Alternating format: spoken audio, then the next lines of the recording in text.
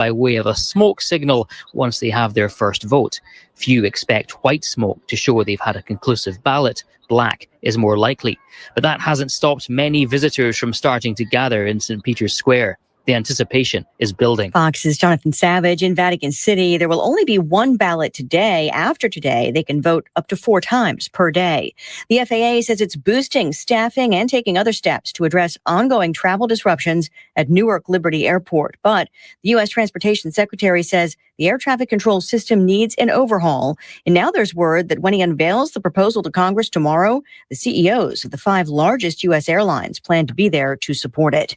A nationwide roundup of sexual predators. Attorney General Pam Bondi was joined by FBI Director Kash Patel as she described Operation Restore Justice, a 5-day sting that involved 55 FBI field offices. This historic, unprecedented nationwide operation led to the arrest of 205 child sex predators. Patel warned would-be offenders that they would be given no sanctuary. There is no place we will not come to hunt you down.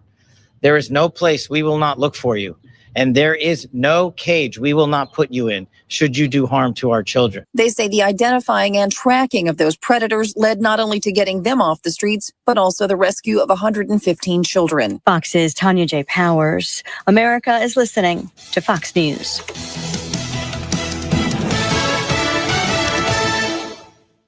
The doctor's office that accidentally mixed up your files has your social security number.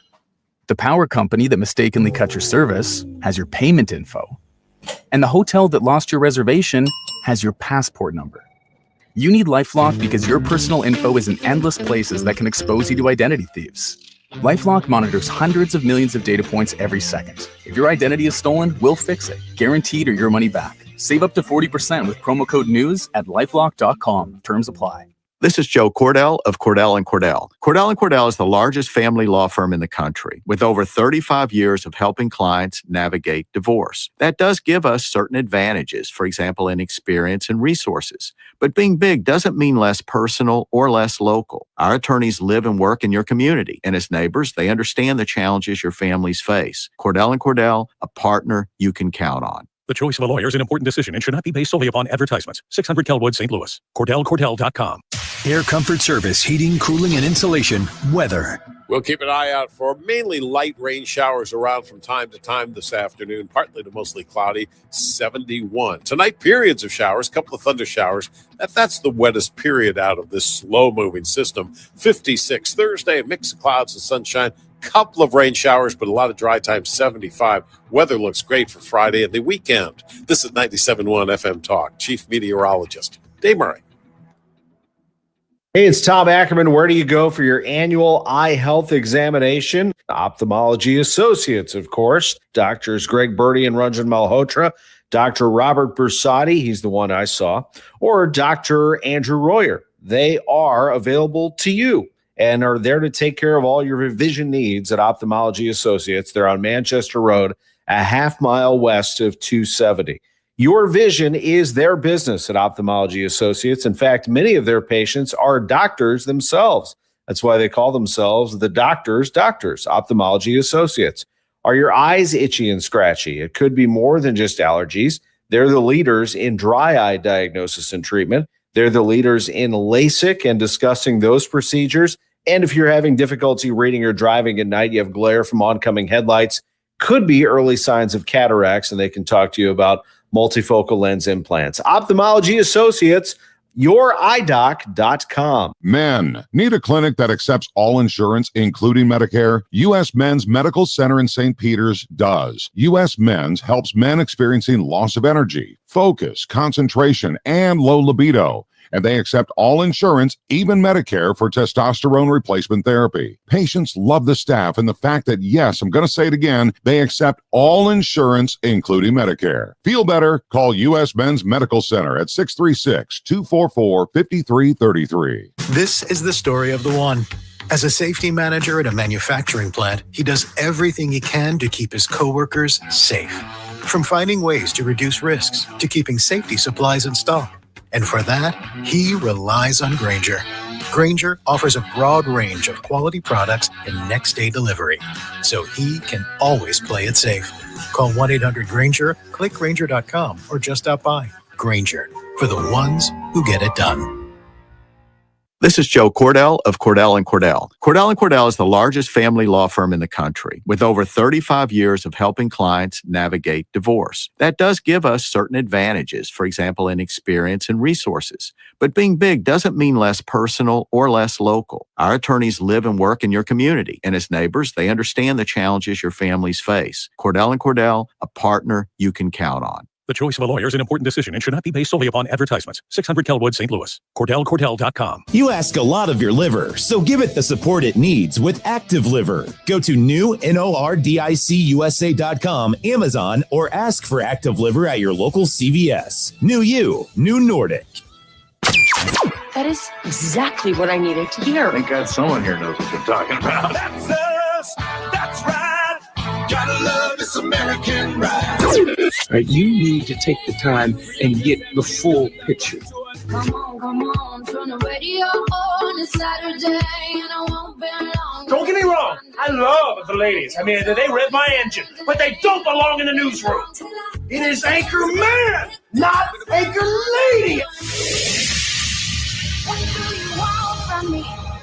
I'm not America's sweetheart. Goodness sake, kid. Keep your voice down. Your father's listening to the radio. I'm not America's sweetheart. This is the Annie Fry Show. Already, today we are proud to announce the results of the FBI's Operation Restore Justice initiative. This historic, unprecedented nationwide operation led to the arrest of 205 child sex predators. Unbelievable. In just 5 days. This was an incredible operation done in conjunction with the FBI and our prosecutors. Children and their families now have a chance to heal. These are online predators. Think about this. 115 victims, children. In 5 days, we were able to help. This kind of work takes a toll on the FBI agents and the prosecutors who are doing this every single day. They are working tirelessly online, dealing with the dregs of our society, the worst of the worst, the people that hide behind a computer and target our young children every single day. Our law enforcement, our prosecutors sit there and deal with this every day to get these monsters off the street. Director Patel and I almost daily in our meetings talk about these cases and what it does to our officers and our prosecutors, but also how many lives are being saved and how many children are being helped by this. Director Patel is going to get into the specific cases with you in a minute, but what I will tell you is these depraved human beings, if convicted, will face the maximum penalty in prison. That's Attorney General Pam Bondi and making this announcement about these arrests. Now, you've heard me talk quite a bit about, over the course of time, the usage of cell phones, social media, the internet among our kids. When you start pulling back the curtain on the predators that exist that are just out there hunting for your kids, who understand the systems that are in place more than, you know, the parents who did not grow up with them, the law enforcement who has their hands full with a whole copious amount of different things. It is such a terrifying reality, but very refreshing to see that our law enforcement system with the FBI and then led by Pam Bondi, the Attorney General, getting to the bottom of some of these and making these arrests. Welcome to the Annie Fry Show. Happy to have you here with us on a Wednesday afternoon. Beautiful day outside. Would like to be outside today. Monday, we're going to be at the St. Clair County Golf Scramble. Is it at Tamarack again? Before I say it that. is at Tamarack. Good. golf course. I would love to see you out there Monday. You can go to the St. Clair County GOP Facebook page, I'm sure, to find out details about how you can sign up if there are any spots left. But go golf, hang out with us Monday afternoon. It's going to be beautiful. I promise I control the weather. Like just look at those chemtrails. You guys want to talk about chemtrails? I do. Are you a chemtrails guy? No, not really. Brad? No. I have to ask him. Hey, look, If there's a chemtrail guy in person in this room right now, everybody knows it's you, Ryan. It would be me, but I'm not a chemtrails guy. There are Ryan's like, I can't stand them. There are conspiracies. I don't support them at all. That I very much dive into, and that's not one of them. It's just not. I do want to get a little bit more into some of the details of what the FBI has uncovered here. We're going to speak with Harris Faulkner in 15 minutes from now and her new show on Fox, America's Most Wanted Missing Persons. Real quick before we dive a little bit deeper into what the FBI has announced today. You know what's jarring to me about the Harris Faulkner show is that it's just news. It's not really politics. You know what I'm saying? Like, it's a Fox News show. And it's called America's Most Wanted Missing Persons. Fox News anchor Harris Faulkner is getting back to her true crime roots by helping missing people from around the nation as they try to reunite with their loved ones. Do you know anybody, Ryan, who has a missing person in their life? I don't think so. Brad, do you? I don't. I know at least 2 situations. No kidding. Where people have just gone missing, and human trafficking is certainly suspect in one of those cases. Wow. I know of somebody who's missing a female family member in their life, and I know somebody who is missing a male, and that is a bottomless pit. I don't even know these people, the missing people personally, but I know and care about people who are missing them. It's just horrible to think about living in that kind of an existence of just not knowing and wondering and hoping in perpetuity that this missing person would be no longer missing. These aren't, I don't want you to tell me a lot if you can't, but these aren't children, but they're younger people, I assume. Younger people. Yeah, the female may have been a minor when she went missing. If not, she was maybe close. 18, 19, 20 or something like that. Like I said, I know them through acquaintances, but it's just kind of like people go missing and the rest of the world keeps spinning. I remember one time I had a very dear loved one who was in the hospital for COVID, and it was when people were not making it through COVID. It was in 2020. And I couldn't even take a full breath the entire time this person was in the hospital laid up trying to beat COVID. And I remember driving past a golf course that was near the hospital while I was making a trip back and forth to bring something that was needed, to the hospital, and then leaving again. And I remember driving past the golf course and seeing people out golfing, going about their life.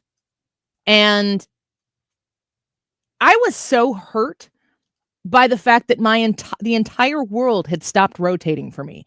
Everything was standing completely still because nothing was going to matter until the situation of the person who was in the hospital was resolved. And then my world would catch back up again. But meanwhile, the rest of the world just keeps going on about their business. And then it also occurred to me that there are times where I'm out living my life and other people have their world be stopped. And that's what these missing persons have to be like. If you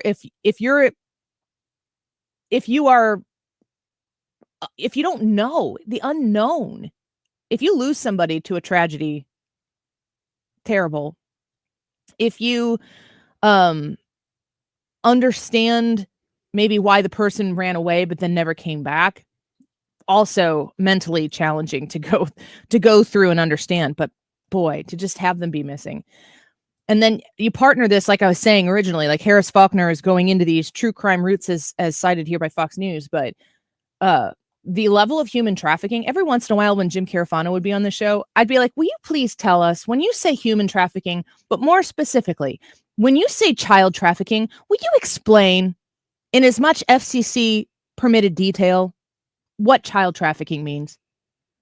What was the movie that came out that was a huge, huge movie that had to do with child trafficking? The guy, it's from Angel Studios. I know the movie. I can't think The Sound of Freedom. I never saw it because I didn't have the stomach for it. But this is something that is happening. We know it's happening. It's not questionable, right? Am I wrong here? It's not questionable that this type of child trafficking is taking place. Oh, no, not at all. Sexual exploitation, raping, selling of children, that's happening in our country right now. And we just casually go about our day. I know. I kind of look at myself. I'm like, what's wrong with me? I'm not like screaming out the windows. Like, people, wake up. We have to address this. Well, back to what Pam Bondi, opened the segment with the Pam Bondi clip. She's doing press conferences saying this is a priority. We're talking about this every day. And the thing is, I find this interesting because if you go back to the Biden years, it's not as if they weren't finding these rings and arresting people and busting them up. They were doing some of that. The FBI was doing that, but they never talked about it. You never had Merrick Garland going out and saying, this might be the number one priority for our administration for this DOJ. And it needs to be. Like Kash Patel here. Our children. If you harm our children, you will be given no sanctuary. There is no place we will not come to hunt you down. There is no place we will not look for you. And there is no cage we will not put you in should you do harm to our children. The prioritization of this administration and General Bondi has made it abundantly clear to child predators, you will be hunted down and you will be prosecuted. And that is a refreshing thing to hear for the men and women who do this work tirelessly. And it's also an acknowledgement of the safety that we look forward to bringing America. So there you have the director of the FBI in no uncertain terms saying this is the status of law enforcement in the United States of America sees these people and they are hunting you. You will not escape their focus, their attention, and the resources that they have to find you. And to your point, like, why hasn't this been made a bigger priority? Are you for the death penalty for these people? Yeah, 100%. Like, is it even a question? No, I don't know why you'd have to think about it. How do you rehabilitate somebody like that? Now, people would come along and say, well, we want to make sure that they're, we got the right person. We don't have anybody on death row who didn't belong there. Okay, that's fine. But yeah, you don't have to rush to it. Yeah, but it still should be the punishment. More from this story here. Fox News reports the FBI is investigating a sophisticated criminal network targeting kids and teens online known as 764. This is what terrifies me as a mom. So, yes, these stories are terrible. You do not have to be a parent to be like, go get them. I completely support these efforts. Tie them up once you find them and prove that they are guilty. The predators are known for targeting minors on social media and using coercion to get them to film themselves committing violent or sexual acts, and then using those videos to extort minors for increasing violent or sexual videos that are then shared with, quote, 764 followers online. The FBI told Fox News that the FBI is investigating at least 250 subjects who are tied to violent online networks commonly referred to as 764, but includes many offshoot networks and names. All 55 FBI field offices across the country are involved in these investigations. The agency added that it is, quote, growing increasingly concerned about a loose network of violent predators who befriend minors and other vulnerable individuals through popular online platforms and then coerce them into escalating sexual and violent behavior, pushing victims to create graphic content, child sexual abuse material, which is referred to as CSAM, which I did not know that, but that I've seen that abbreviation other places. But child sexual abuse material, CSAM or CSAM, harm family pets, cut themselves with sharp objects, or attempt suicide. If your kid is using Discord, Snapchat is supposed to be the worst offender of all of these things, because in Snapchat, you're probably familiar with this if you have Snapchat on a phone inside your household. Maybe it's yours, maybe it's your kids. Those messages that get sent back and forth, they disappear. When there is a skepticism about the appropriateness of messages, Snapchat does not cooperate with the authorities. An app that is created where you can send messages back and forth and the messages forever disappear. This is a recipe for disaster. Of course, there are ways you can use Snapchat that are fun, that are friendly, that are not negative in any way, shape, or form. The key is that you're putting with applications like this, you are thrusting your child into a hotbed of predators looking for your kid. And if you think about that, like if you knew, I'm making this up obviously, but if you knew that like there'd be 5 sexual predators in every movie theater across America, but the movie theater's full, but there's only 5 of them, would you knowingly just turn your child over to go to the movies by themselves to take place in 2 hours, 3 hours of entertainment in a room in the dark by themselves when you know that those people are in there? I don't think you would. And I don't think that parents totally understand how aggressive these predators are using apps like that. Discord is a huge one. Roblox is a big one. It's the ability to communicate to these children unsupervised. Let's take a really quick break. Harris Faulkner is going to join us when we return. She is a host of America's Most Wanted Missing Persons. Quick break. Harris Faulkner when we come back. This is the Annie Fry Show. Find the podcast, on-demand audio, and more at 971talk.com/Annie. Stuart's American Mortgage and the Bagel Loan are easily available to you when you call or text 314-324-4440. Stick around because at 1:25, Stewie's going to be in here with us, and we are going to talk about the local market. We're going to be talking about competition and how it is important that you give Stewie the opportunity to explain to you exactly how the Bagel Loan works, how you can access a new mortgage for your home with $0 in closing costs, or how you can refinance your home. If you've bought a home in the last 3 years, rates have come down a bit since then. If you can refinance without paying any closing costs, this might be a sensible economic decision for you in your home. Also, if you're looking to take some cash out as those home equities have gone up, maybe you need to pay down some high interest credit card debt.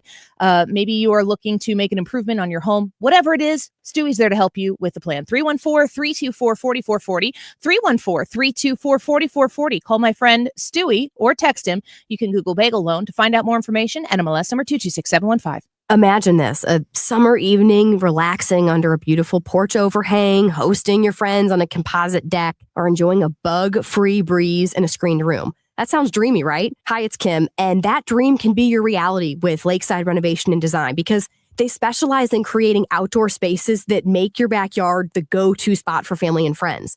And with their attention to detail and the high-quality materials they use, you'll have a space that lasts for years. Visit lakesideRD.com today to get started on your outdoor oasis. You're listening to the Annie Fry Show live from the Air Comfort Service Heating, Cooling, and Insulation Studio. Air Comfort Service is proud to support Greater St. Louis Honor Flight. Sign your veteran up for the Honor Flight today at gsLHonorFlight.org. And for HVAC services, visit aircomfortservice.com.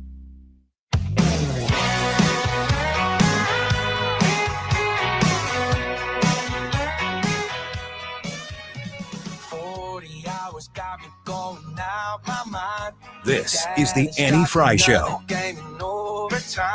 Follow Annie on X at Annie Fry Show. Well, we appreciate you hanging around for that break here. I know that you're excited to hear our next guest. She has a new show on Fox News, and I know you're going to want to watch this. A lot of people who are interested in true crime, but it's really important to put that true crime interest to good practice, and Harris Faulkner is certainly doing that. Harris Faulkner joins us now, anchor and host of the Faulkner Focus, and Outnumbered on Fox News, and now America's Most Wanted Missing Persons. Harris, welcome back to the Annie Fry Show. Good to have you. Oh, thank you, Annie. I am so honored to be working on this project. I mean, more than 2,000 people, 2,300 people daily are reported missing in this country. And while the majority of those cases are closed within 24 to 72 hours, they're not always closed the way we would want them to be, but at least those loved ones, those people who worry about the missing in their own homes and families, at least they get some answers that they can move forward with. Yeah.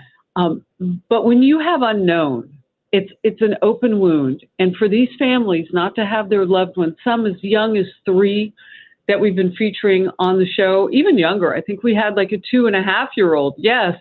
I mean, people being taken, people missing for different reasons. Perhaps, we had a young boy in our first and second episode who was autistic. And in the first episode, we got the information out. Second episode, we had a little bit of an update. And we're going to have that, I believe, going into Monday night because the calls and tips are already coming in. When you lean in to go into a pretty, well, not active investigation, and sometimes they only look for a short period of time, especially cities and towns where they don't have the resources to keep looking and looking.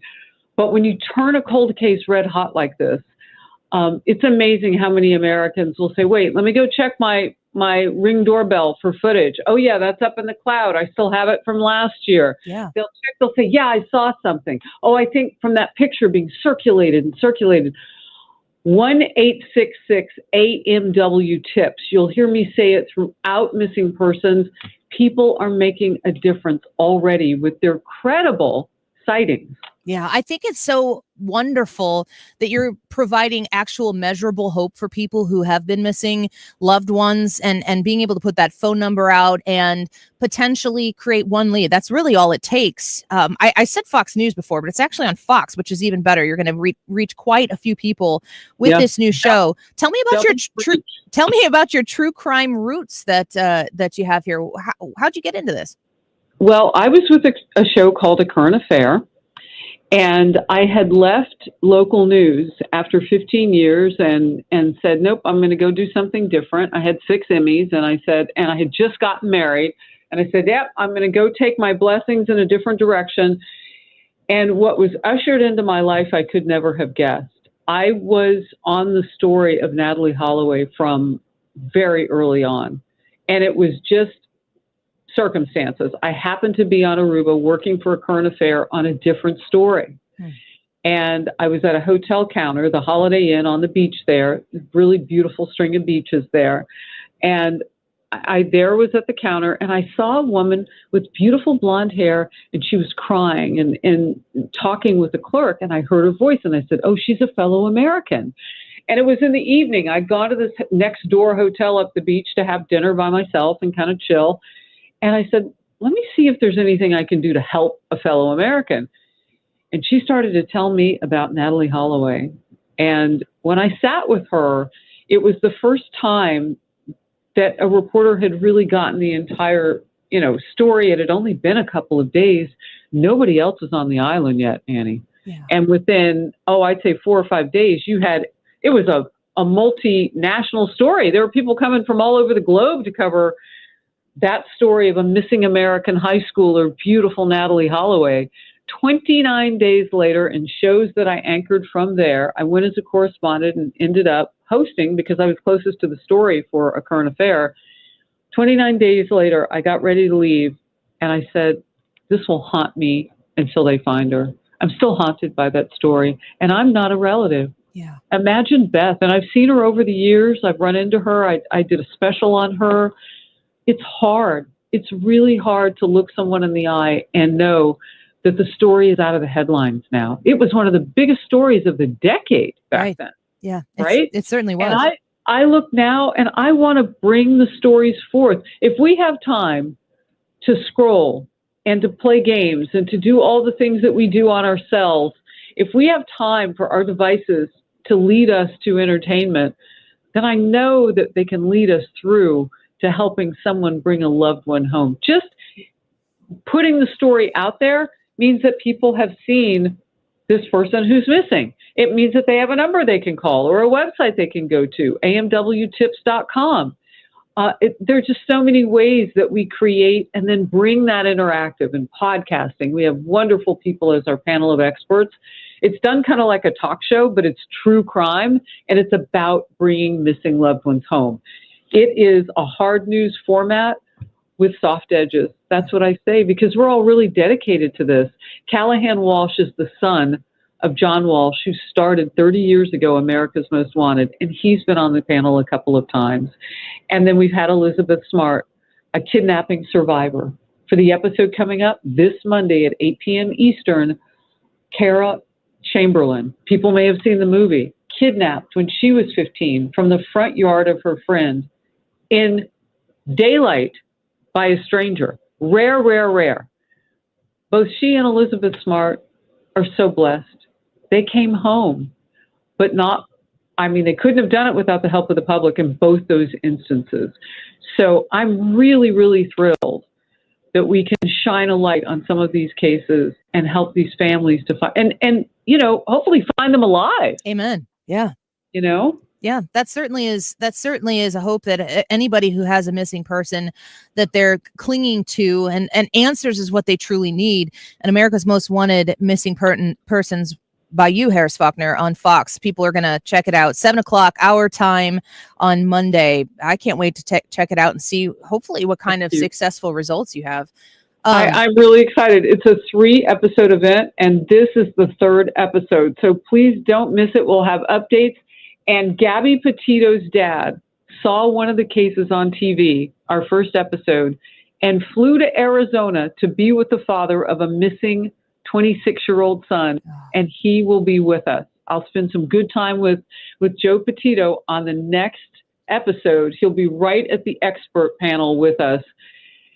Wow. Yeah. That's going to be something to see for sure. All right. Well, let me ask you something, because I want to tap in a little bit to you as a mother. You and I have a 15-year-old and an almost 13-year-old. So I know that we have children that are close to the same age. We have an announcement from the Attorney General, Pam Bondi, along with Kash Patel, the FBI director, next to her this morning. And they're talking about the arrest of these people who have been predators towards children. Social media is involved, obviously the internet, phone access. There's a solicitation for children. They go after kids. They find kids where kids are on the internet, and then they coerce them into doing some lewd things, some inappropriate things, some self-harm things. And we've heard that this administration is prioritizing going after these people. How do you hear this story as a mom? I know as a reporter, you're going to follow these things, but how do we protect our kids? Well, that's our number one focus, as parents, protection. We are the line of defense against the rest of the world. And as a civil society, those among us who can offer us nothing but their company, our young children, our elderly, that's our responsibility to protect them. As a mom, it hits on so many different levels. And Annie, I try to take these situations, especially news stories that come out, I try to take them as a teaching moment for my girls, but not teaching them only about how not to end up in a situation or what the lessons are about that particular case. But I also teach them the power of prayer through instances like what you're describing. We can pray. We can pray for the wholeness of those who worry and for those who have lost, and for the well-being of those who've been harmed. And so as a mother, that's really how it hits me. As a journalist, it's different, but that's my job. The rest of this is my divine assignment by the Lord to stay focused on making sure that we lift those up who need it through our prayer. I think that's incredibly wise advice. And I think, too, that when we understand our priorities in life, and understanding that if you have the blessing to be a parent or to look after those who require our attention in that capacity, that everything, journalism and politics and everything, should serve that ultimate purpose. Do you feel as though there's a shift at all in attention to the internet, into how kids are exposed? There's a generational gap here of people who are in charge did not grow up in the same set of circumstances that we're raising our children in right now. I'm not 100% sure how we close that gap, but it looks like there's an effort to try to. Oh, absolutely, there's an effort. And, every generation can say, well, we're different than the one before, but this is the only generation that will have artificial intelligence infused. Like that, there is no other generation like the youngest among us right now who are growing up, and those who come after. So with that in mind, how do we protect them? How do we use the technology that can make life easier in some instances, particularly when it comes to disseminating information quickly? I prefer true and honest information, both receiving it and disseminating it myself. So sometimes it can get complicated because it's like turning on a faucet full force and there's just so much coming out. How do you tell? But, we will figure out ways to make it useful for us. The thing that works against us is time, because the longer kids are exposed to too much of that device life and not enough life, I think it damages us in immeasurable ways and for a long period of time. You know, my youngest is just turned 16 on May 1st. My oldest is 18 now, and she's getting ready to start her freshman year in college at the end of the summer. And I look at how dynamically different they are, and they haven't even been on devices their entire lives. Yeah. I mean, you know, we protected them for a period of time, so they started later than everybody else. But at the same time, I mean, that catch up is quick.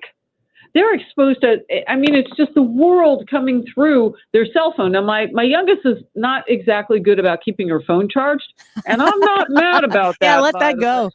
Yeah, I'm like, that means you can't get stuck on it. Yeah. But I do realize that when I want to hear them, when I want to see them on FaceTime, they're on the other end. So there's a way to make it worth their while to find the good ways to use their cell phones.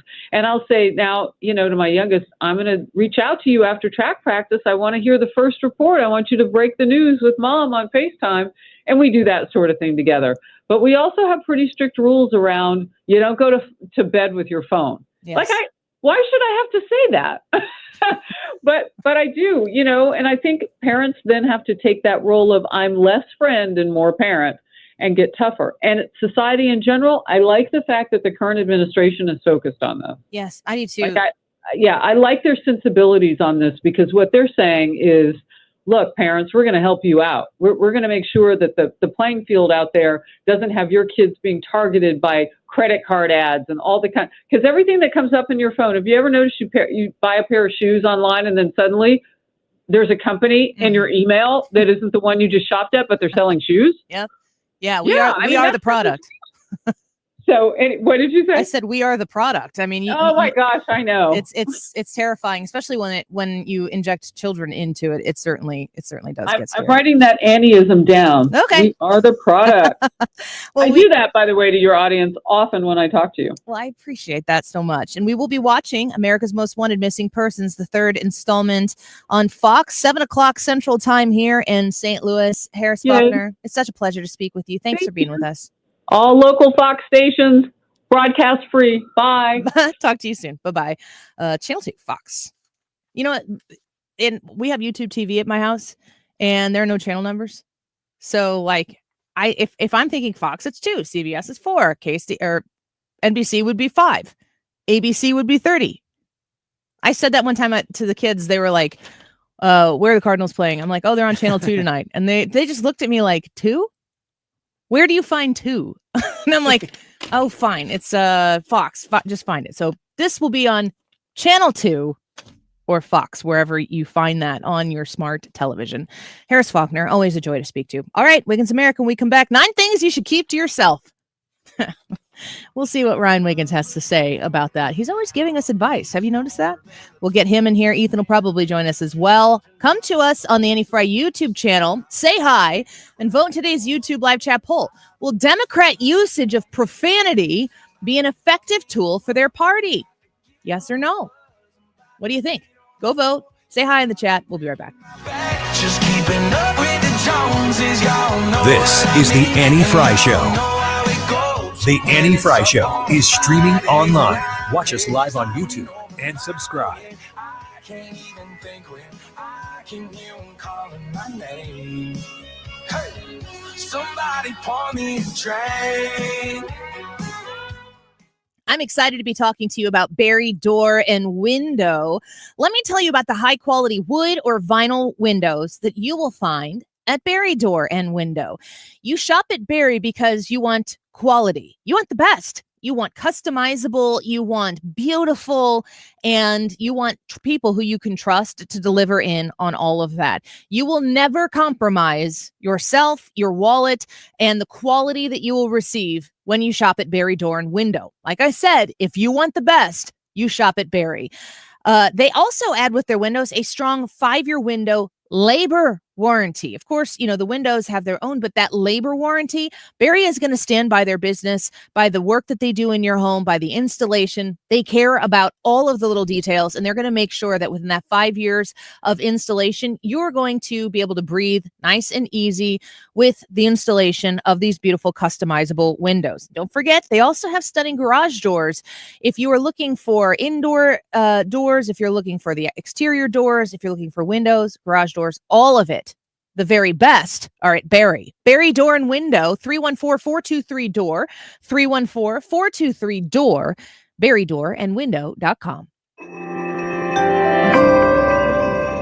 Retirement statements just hit mailboxes, and for many, the shock is real. Some investors lost 20% or more in just the first quarter. If you're close to retirement, that's more than a dip. It's a danger. But here's what most advisors won't tell you. Gold was up over 30% during the same time. That's a 60% swing. And in retirement, that kind of gap can change everything. So compare your Q1 statement to gold's performance. Then call Noble Gold Investments. Noble Gold specializes in helping people protect what they've earned with real assets like gold and silver. If you're tired of watching your nest egg shrink, it may be time for a change. And right now, when you open a qualified account, you'll receive a free 10-ounce silver American flag bar. Compare and call 877-646-5347. That's 877-646-5347. Or visit noblegoldinvestments.com. Past performance may not be indicative of future results. Investing in precious metals, including gold, involves risks. Consult with your tax attorney or financial professional before making an investment decision. Don't get lulled into believing the IRS is getting soft. It's just the opposite. Hi, this is Lance Story with the Lance Story Law Firm. We are being told by IRS collection officers that their higher-ups are demanding that they get more aggressive than ever. So don't ignore them any longer. Level up. If you have unfiled returns, unpaid taxes, levies, or liens, call the Lance Story Law Firm today and let us get between you and the IRS. We'll protect your rights, including your right to appeal or even your right to take the IRS to tax court. Remember, IRS problems are legal problems, and they need to be handled by an expert attorney team who's done it for decades. So call the Lance Story Law Firm today. We're local. Our office is right here in St. Louis, or visit Lance, DRURY, law.com to schedule your free consultation with your local tax resolution law firm, the Lance Story Law Firm, 314-260-6120.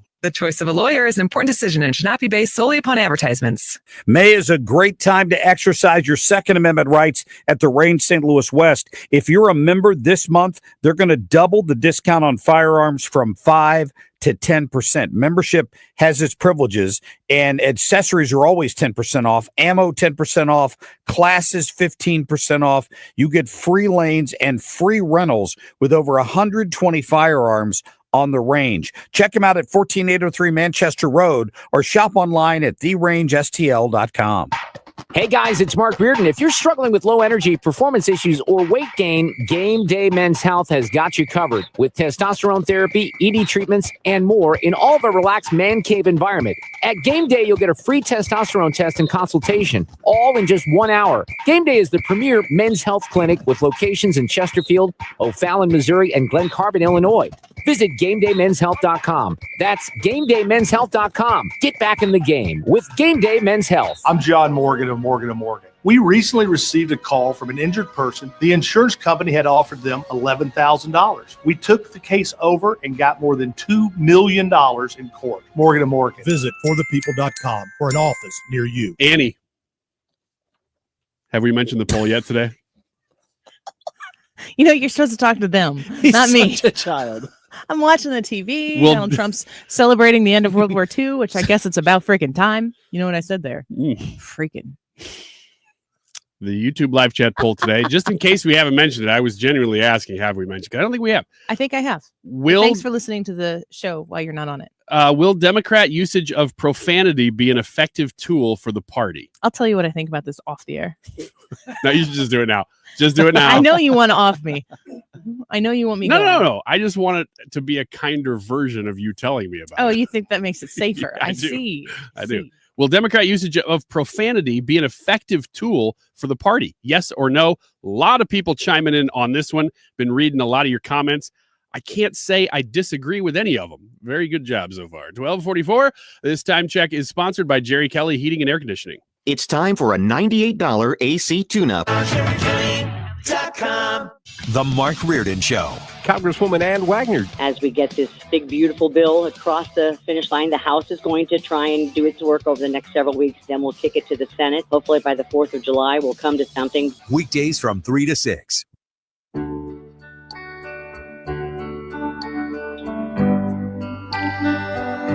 You're listening to The Annie Fry Show. The Annie Fry Show is streaming online. Watch us live on YouTube and subscribe. When your day is long and the night is yours alone. I don't know what to do. Sure, I just wanted to get everyone excited for Wicked America today. When you write a song like this, which is a beautiful song. This is an amazing song. Don't turn it down. Do you know that people are going to make fun of it, though? Who's making fun of it? Oh, it's a funny song to make fun of, even No, though it's it's not. a pretty song. Yeah, it's heartless. It's a great song to play when somebody is just mildly offended. It is. It's a great song for memes too. It's on the same level as like Cause You Had a Bad Day, that song. No, that one's a little more cheery. This one's like, oh man, you are in some pain. And it's like somebody. I put it on the same. Like they used to. This name. used to be the music when they did the mean tweets back in the day. I think that was Jimmy Kimmel's. See, bit. that's what I mean. That's what they did. That's it's what the comedic. song was. I'm upset. And then if you're actually that depressed, you listen to it and you're like, dang, this song hits. Yeah. It's a good song. Curled up in the fetal. Have you ever been this sad before? Oh, heck yeah. Okay. Who hasn't? Okay. Just want to see if you'd admit it. Well, my on-air persona would say no. I know. That's why I'm surprised that you. I've never been sad before. Yeah, exactly. Who do you think this is? Gary Hood? Play the Wiggins! Oh! Wiggins! You wanted to get through the second chorus. Okay. All right. These are 9 things you should always keep to yourself, so let's broadcast them. We don't need to say the details. Well, these are themes, I guess. Okay. You should keep to yourself. I want to see if you agree. From Parade Magazine, but it's psychologists that they're citing. Number 1. I think Parade Magazine is a legit publication. I like the real Parade Magazine, not the online, the one that came in the newspaper. I think it's the same thing. Well, I'm sure it is. I'm just saying. I liked holding the Parade Magazine. It was like a unique little thing. Okay. Things you shouldn't share. I Getting like started. to hold it in my hand. I like Sticking to with the hold Parade theme. Magazine. Number 1, opinions on other people's lifestyle choices. Have you ever felt tempted to say something to a friend or family member about something they are doing that you would do differently without them asking you to? Yeah, I, as an opinionated person myself, I have to kind of be like all in or all out on this one. And I've been all out for about 10 years. On everybody? No matter who? Yeah, I just can't. I don't need people who don't know me or don't know why I'm doing whatever it is I'm doing telling me their advice unsolicited. Of course, I will ask for advice from people I care about, but I agree. You don't. And I got to say, too, from a political standpoint, you're talking about lifestyle choices. Lifestyle choices have been in the news quite a bit in the last 15 years, I would say. And I think that the biggest thing that is nonpartisan across all ideologies is whatever. Just don't make it. It doesn't have to. You don't have to make it. It's kind of the opposite of me coming to you, Ryan, and saying something about the way you're living. There's the forcing of the way I'm living upon everybody else that has gone way overboard. So okay, fine. You do you, whatever. I'm going to come over here and do whatever I want to do, make my lifestyle choices. And we don't need to broadcast every single thing about ourselves to everybody all the time. I said on my radio show. The way that you interpret this question really would depend on whether you're talking about being the person receiving the advice or giving the advice. Like if you're the one giving it, you'd say, oh, there's times you could do that. If you're receiving it, you're like, probably not. Probably don't want to ever hear unsolicited advice from people. Unsolicited advice is never. I mean, unless you're somebody who has an actual shared consequence based on someone's, like my husband can give me unsolicited advice. There's very few people that can. Correct. That would be I think one. grown children could give parents unsolicited advice, and certainly parents your job is to give advice that I guess as you get older that parents should maybe wait around a little bit. Sometimes you got to make your own mistakes, but if you're a parent and you love that person and you want to say something, you're saying it out of love, you need to do that. Age is a factor with parents too. If your kid is pretty young, you're giving unsolicited advice all the time. I'm going to add this one little scenario here. What about if you're drunk? Getting or giving? Either. I would love to hear. I love to hear what people say. Encouraged always. Yeah. Let me hear it. How does this make you feel? Yeah. Well, let me tell you. Yeah. I'm listening. It's funny that you say that because Dr. Kelly, psychologist, says even if you've been drinking and have more of an urge to share your thoughts with someone, you shouldn't. Okay. I'm just glad they put that in there. Number 2, opinions on other people's parenting decisions. Yeah, keep your mouth shut. What about... You have to have your private circle, which is usually like your significant other. Say what you want in that little circle about other people's decisions, but... What about if it's not a moral decision? Like, oh, you really need to watch your screen time or something. That would be like, oh, it's pretty close. But if you have a baby, like giving advice to people, oh, we always use this type of crib or this type of whatever. Nothing? Because I was soaking that stuff in. But were you putting yourself in a position to receive it? Not really, but everybody wanted to talk about it, and I was okay with that. It does become a little bit much because a lot of the advice contradicts. Yeah. So you got to figure out which one is which, but... What if it leads to the harm of the child, like someone smoking while they're pregnant or something like that? Is there a line I'm saying where it gets too, like, it's like, okay, that's enough? I know that's an extreme case. Are you walking up to a stranger who appears to be pregnant? Smacking that out of their hand. Smoking a cigarette and being like, that's going to be really bad for the baby. None of this is this is all with people that we probably at least are acquaintances with.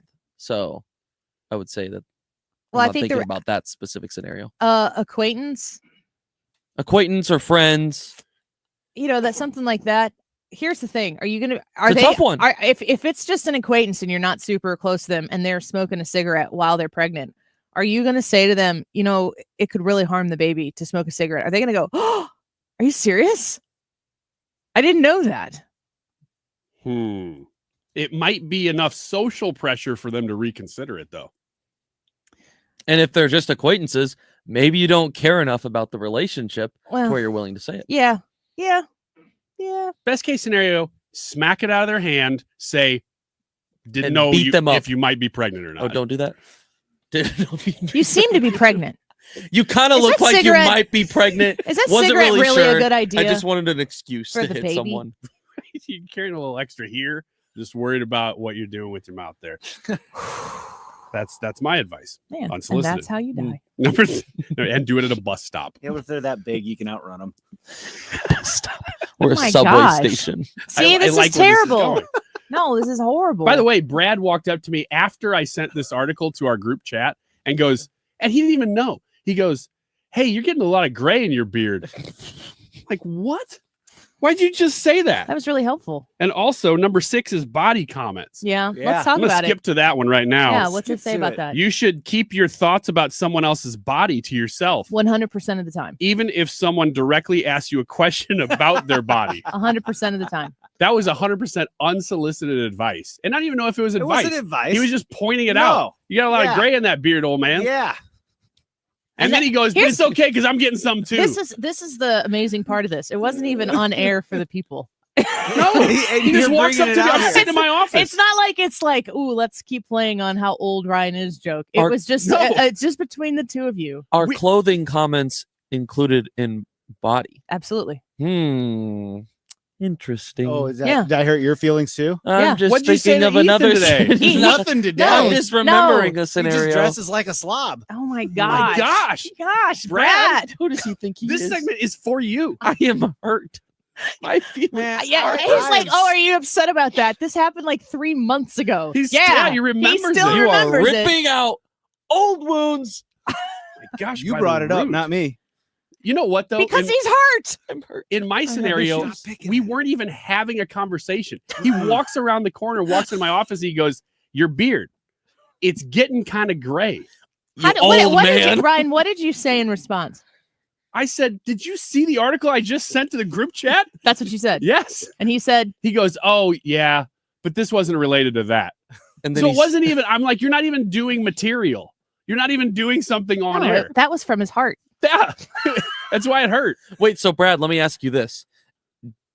Was it an observation you made once you walked in, or was it something that you were like, you were sitting at your desk, you're like, I gotta tell him how gray his beard is. It's killing me. I gotta go tell him how gray his beard is. I know I was coming over to tell him something else, and it was just an angle. Hey, Brian, own the gray. Oh, I am. I'm not doing anything about it. Yeah. Hey, I think the whole two-tone thing you got going on is pretty rad. Makes me look rich, like here we Annie go. says. If you start to look older Well, as a man, you look richer. It kind of depends on the person. I don't think so. Now you're commenting on my body. Everybody is. Yes, you are. I think Everybody everything does in it here all is the time. No. How many more? You skipped to 6. Would you say that my jawline is cut like a Spartan? Do you want me to? I do. I think it's.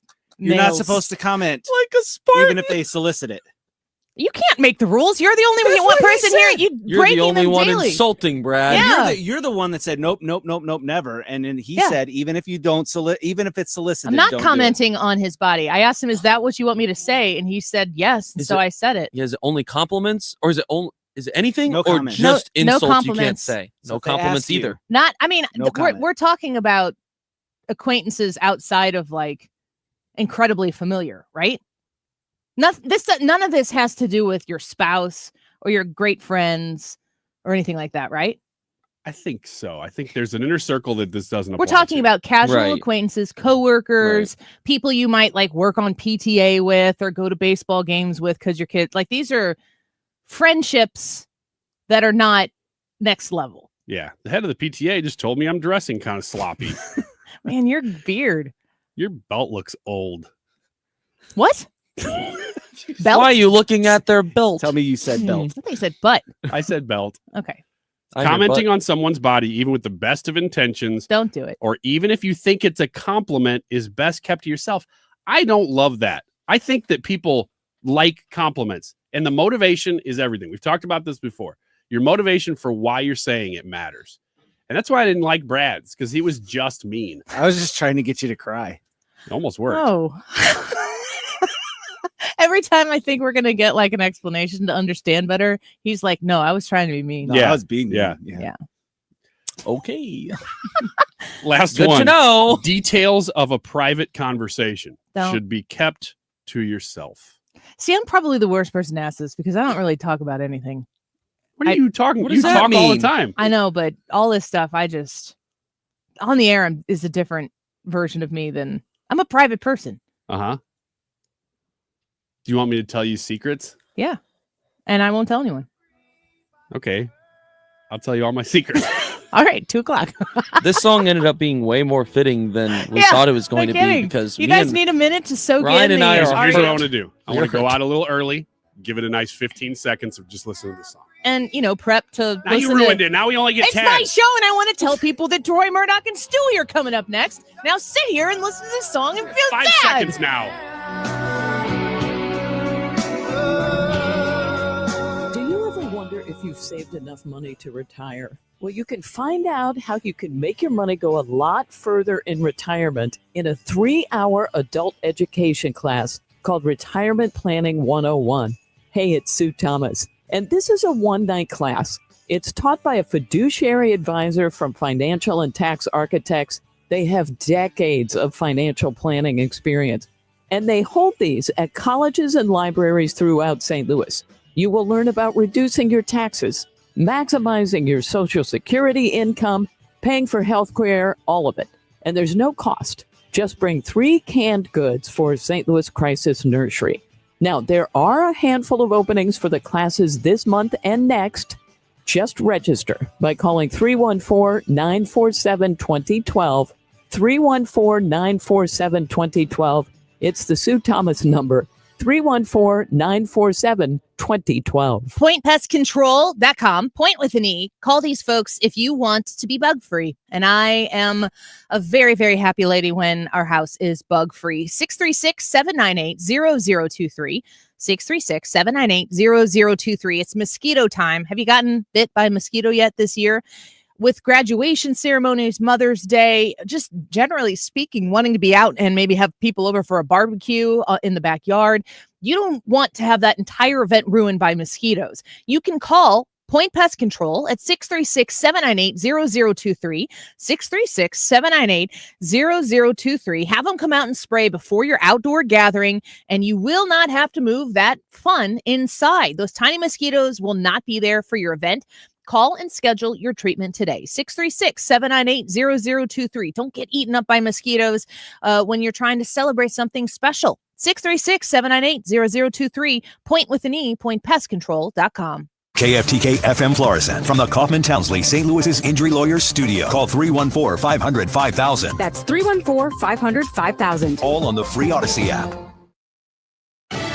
A new tribute to World War victories. I'm Lisa Brady, Fox News. President Trump just signing a proclamation designating tomorrow, May 8th, as Victory Day for World War II, this year commemorating the 80th anniversary. So with this proclamation, we are hereby honoring the incredible sacrifice and heroism of millions of Americans who served in World War II, along with the unprecedented mobilization home front that helped deliver this great triumph. The president noting that European allies always celebrate in May, marking the German surrender in World War II.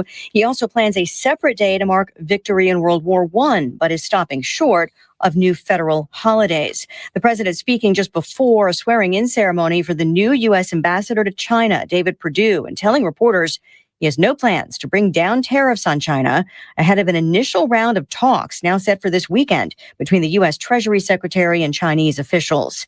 A Pakistan army spokesman now says more than 30 people are dead after a missile strike that India calls retaliation. India confirms they targeted 9 sites in Pakistan. These strikes following an April 22nd terror attack that targeted Hindu tourists in Kashmir. Fox's Gillian Turner. The Pakistani government denied involvement in that tourist attack and calls India's attack an act of war. India insists, though, our actions have been focused, measured, and non-escalatory in nature. No Pakistani military facilities have been targeted. Secretary of State Marco Rubio has been in touch with both sides, urging them not to escalate. No smoke yet from the Sistine Chapel, where the conclave to choose a new pope is underway. The cardinals will have only one vote today. And just getting word, the Fed is leaving a key interest rate unchanged as it wraps up a 2-day meeting. America is listening to Fox News. The doctor's office that accidentally mixed up your files has your social security number. The power company that mistakenly cut your service has your payment info. And the hotel that lost your reservation has your passport number. You need LifeLock because your personal info is in endless places that can expose you to identity thieves. LifeLock monitors hundreds of millions of data points every second. If your identity is stolen, we'll fix it, guaranteed or your money back. Save up to 40% with promo code NEWS at LifeLock.com. Terms apply. This is Joe Cordell of Cordell & Cordell. Cordell & Cordell is the largest family law firm in the country with over 35 years of helping clients navigate divorce. That does give us certain advantages, for example, in experience and resources. But being big doesn't mean less personal or less local. Our attorneys live and work in your community, and as neighbors, they understand the challenges your families face. Cordell & Cordell, a partner you can count on. The choice of a lawyer is an important decision and should not be based solely upon advertisements. 600 Kelwood, St. Louis. CordellCordell.com. Air Comfort Service, heating, cooling, and insulation. Weather. We'll keep an eye out for mainly light rain showers around from time to time this afternoon, partly to mostly cloudy, 71. Tonight, periods of showers, a couple of thunder showers. That's the wettest period out of this slow-moving system. 56. Thursday, a mix of clouds and sunshine. Couple of rain showers, but a lot of dry time, 75. Weather looks great for Friday and the weekend. This is 97.1 FM Talk. Chief Meteorologist Dave Murray. CiviaLaw.com. If you are looking for a solution for a transition that you have in your life, you need to make sure that you have a great coach, somebody who knows the ins and outs. That's Civia Law. Todd Civia has multiple locations in Missouri and Illinois. In Missouri, you can visit Civia Law at Wentzville or at Creve Coeur. You can visit them in Illinois at a bunch of different places: Edwardsville, East Alton, Swansea, Centralia, and Mount Vernon. I myself went to the Edwardsville office. I have family that went to East Alton. Fulton.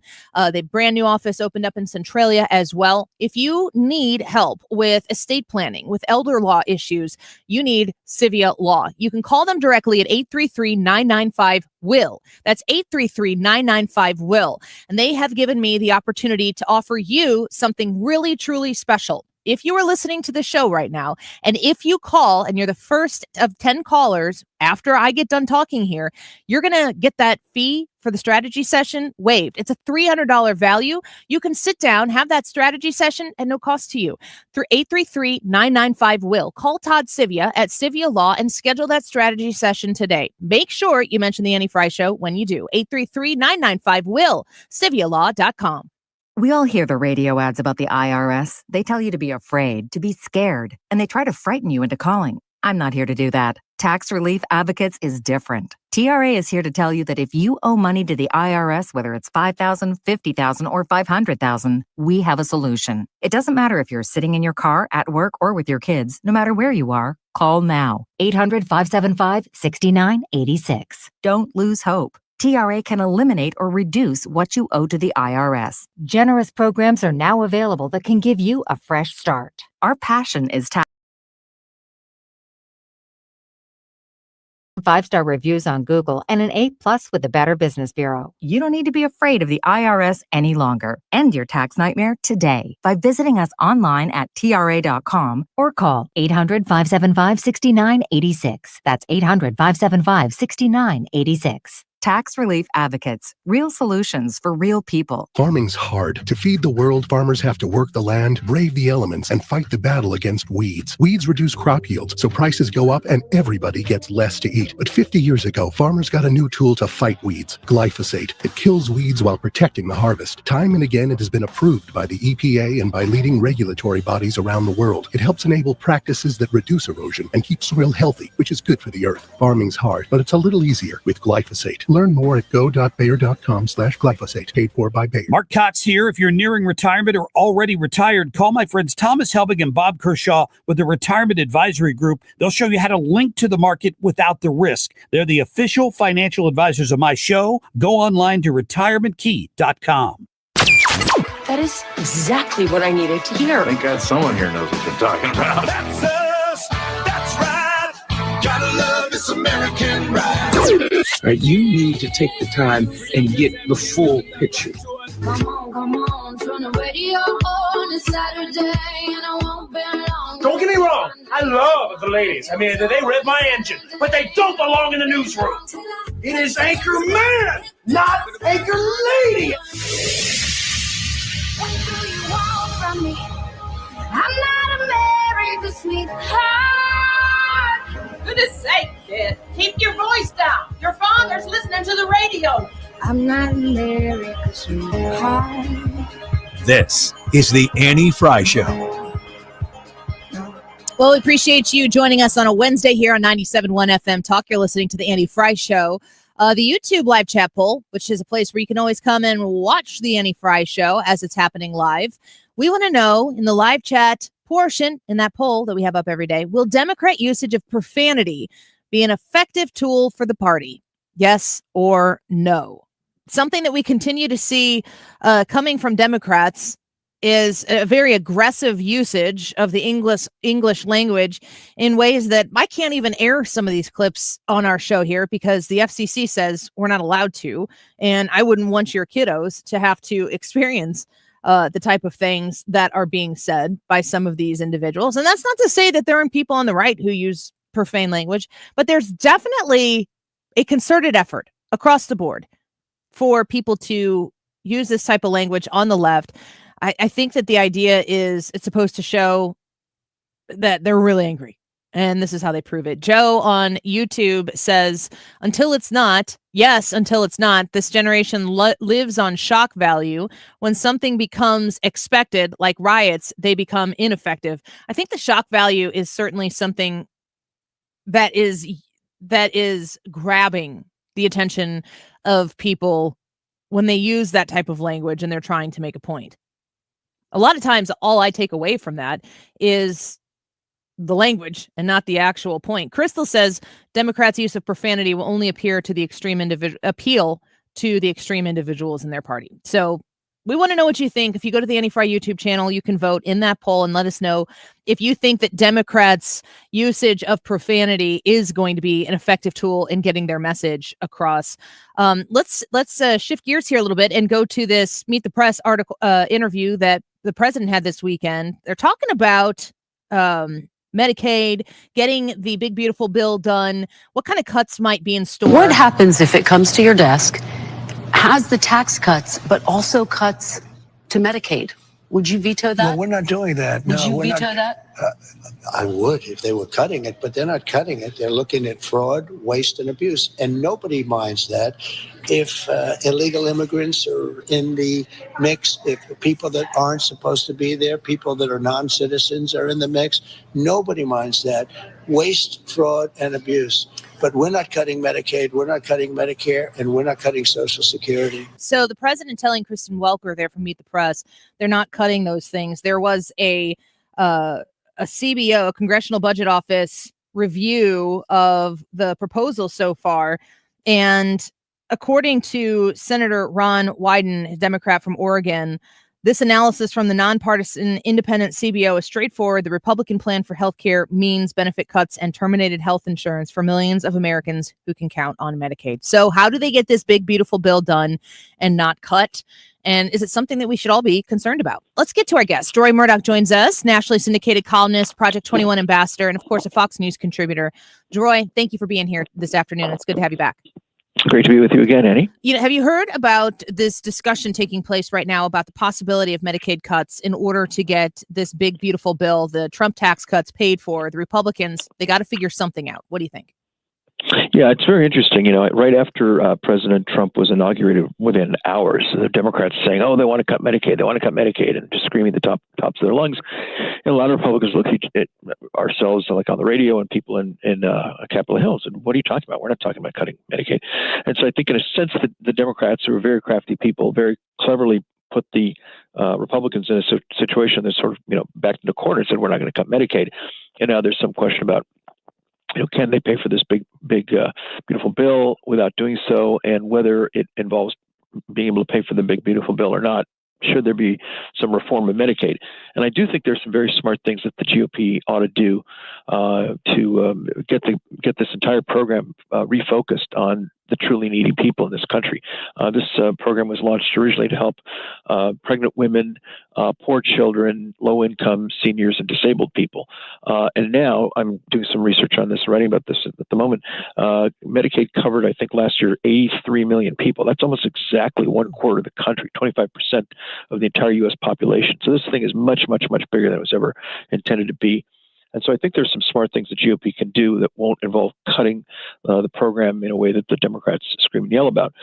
Number one, going after illegal aliens. If you're an illegal alien and you broke into this country and you don't belong here, you sure as hell should not be getting Medicaid and chewing up money that ought to be going to old folks who are very poor, kids who are poor, people who are disabled, what have you. I think that's something that mostly, I would imagine 70-80% of Americans agree with that. And if the Democrats want to stand up and say, no, we want to give Medicaid to illegal aliens, Republicans should give them free microphones, purchase microphones, say, here, talk to this microphone, and talk about that as loudly as you can for as long as possible. The American people will run away in disgust. I think fraud is another one. According to the Government Accountability Office, fiscal year 2023, Medicaid improper payments added up to $50.3 billion for just fiscal year 2023. Now, improper payments could be a wrong procedural code, or maybe there's a missing doctor's signature or something like this. But let's assume 10% of this involves actual, fake patients and phony clinics getting quote unquote treatment from non-existent doctors. Right there, 10% of that is $5 billion. That's a significant amount of money. And of course, if it's higher than 10, it's 10%. It's a bigger number than that. And I think work requirements are a great idea. This is something, this crazy right-wing fascist idea of work requirements is something originally advocated by Bill Clinton back when he did welfare reform in the 1990s. The idea was, listen, if you're going to get welfare and you're able-bodied and you actually can get out of bed and do something, then you ought to do some kind of work or some kind of training, take classes or do something to try to make yourself prepared to be part of the workforce. and in return you'll get your benefits. And I think we ought to say the same thing to people who are able-bodied or getting Medicaid. If you are capable of doing any kind of work, if you don't have kids, you're childless, and you're able-bodied, you ought to be doing some kind of work or taking some courses and training. There's some Republicans saying, look, even if you volunteer, just do something to get out of the house, go outside, be part of the workforce or part of the population that's actually going out there and doing something. And perhaps at some point before too long, you'll say, you know what, I kind of like this job. I like working at this nonprofit agency. I'm enjoying learning about welding or carpentry or whatever it might be. And then you get off of Medicaid and actually go get yourself a job and get onto private health insurance. And slowly but surely, you'll see the population of people on Medicaid decrease, and this will be a much smaller burden on the taxpayers than it is today. I think you can do those sorts of things and say to the American people, look, we're not chopping Medicaid and throwing people into the ocean, as the Democrats like to claim. We're doing sensible things that take a big out-of-control program and return it to its original roots, which is something designed for the truly needy, not 1/4 of the U.S. population. So if the congressional Republicans go on the Deroy Murdock plan and they get rid of it for illegal aliens, they find the fraud and weed it out, and they implement the work requirements, politically, are the Democrats still going to take those three things and say they cut Medicaid? They always will. Look, the Republican Party could increase the Medicaid budget by 10% and put another 15 to 25,000 illegal aliens on, and the Democrats will still say, "Oh my God, they're chopping this program." The Democrats always say that because they're deeply dishonest people. But I think that the GOP can respond and explain, this is what we're doing. We're not taking Granny and throwing her in the Bermuda Triangle. In fact, we're basically saying, look, if you're a legal alien, you don't belong on the Medicaid rolls. If you're a fraudster, you ought to be in jail, not collecting taxpayer dollars through Medicaid. And if you're able to work and you're able-bodied, you should leave the house, maybe not 40 hours a week, maybe 20, maybe 15, and do something that might give you an opportunity to join the workforce and not be on Medicaid. And I think, like I say, 75, 80% of the American people say, "Oh, that makes sense. I'll buy that." Yeah. So I think it's a very credible and sensible and wise argument the GOP can make if they stand up and make it. And I think if the Democrats do the opposite, just scream and yell, we want illegal aliens in the program. We want the fraud to continue, and we don't want anybody to work. Great. I would love to see every Democrat get up and say that nonstop between now and the midterm elections. It'll just dissolve their support even more severely than it's dissolved already. I would think that those things that you listed there would be maneuvers that the congressional Republicans and Democrats, if they'd like to come along, I'm sure, that would protect Granny from having to be thrown into the Bermuda Triangle down the line because there is no money. It isn't funded because it's been lost to fraud and abuse, or we've overextended ourselves so much that we can't meet our obligation, that some of these things have to happen in order to protect the people who are vulnerable and to be able to provide for them in the future. Yeah, absolutely. I mean, look, the Democrats should like this sort of stuff because this takes care of people who really are unable to leave their homes, or really been bedridden or desperately ill and can't take care of themselves. And if you say, look, we're going to take the people who are engaged in fraud, throw them in prison, and use that money to help people who are in wheelchairs, immobilized, under respirators or whatever else it might be, and give those people who cannot take care of themselves the real help that they desperately need, and not help out the people who have broken into this country without any permission or papers, and other people who actually will get benefits, but they got to do something productive. This is good for the system. This is good for people who really need help. By the way, there's another aspect to this that some Republicans are thinking of, which is essentially importing the government set prices for pharmaceuticals, like you have through the National Health Service or these other big government socialized medicine systems, and basically imposing those foreign prices on the U.S. pharmaceutical industry. That would be very bad for innovation, very bad for the future of modern medicine in this country. And a much better idea is to say to those foreign countries overseas, look, you people have been sponging off of us. You basically keep your prices low, forcing Pfizer and Lilly and Merck to raise their prices in the U.S. to make up for the low prices they're forced to pay, forced to collect over there, much the same way that people go to drugstores now, and they got to pay higher prices because the shoplifters come in and clean the stores out. So they jack up the prices on honest, law-abiding consumers. this is called Most Favored Nation. Has a delightful name. Most Favored Nation sounds delightful, but it really is just importing a socialist drug pricing scheme is what it is. And the GOP should not be pushing that. What they should be doing is telling the socialized medicine systems overseas, look, if you want American drugs, you need to pay American prices, period. Yeah, I think there's some very common sense measures that can be taken and implemented. And as long as you measure, as you present it to the American people, we've got a lot of 80-20 issues. I think that people are seeking out bravery behind the common sense issues. It seems as though you shouldn't have to be so brave to have such common sense, but we're getting back to that a bit. Deroy, thank you for being with us today. We hope you have a wonderful afternoon. We thank you for your time. All right, Annie, thanks very much. We'll talk to you soon. Take care. Bye-bye. Deroy Murdock, the Fox News contributor, Project 21 ambassador, and nationally syndicated columnist. He'll have a piece out on the Medicaid potential cuts sometime soon. So you have to check that out. He writes for a lot of different places. All right, we're going to take a quick break. Stewie is going to come in and talk to us next. I don't know if he has much to say about the news that the Federal Reserve holds key interest rates steady amid economic uncertainty. That news just came out within the last hour. But we're going to talk to Stewie of Stuart's American Mortgage about what the market is looking at like right now, how to be a competitive buyer, and to make sure you're not overpaying for a house or overpaying for your loan, certainly. Stewie helped sponsor and make it possible for me to go to Washington, D.C. last week, and I'm so grateful for his partnership here. I myself, two-time customer of Stuart's American Mortgage, and if the opportunity presented itself again for me to need to get another mortgage, there's only one place I would go, and that's Stewie. He's an expert when it comes to this part of the economy, and he's going to be in studio with us next. We'll be right back. This is the Annie Fry Show. The Annie Fry Show is streaming online. Watch us live on YouTube and subscribe.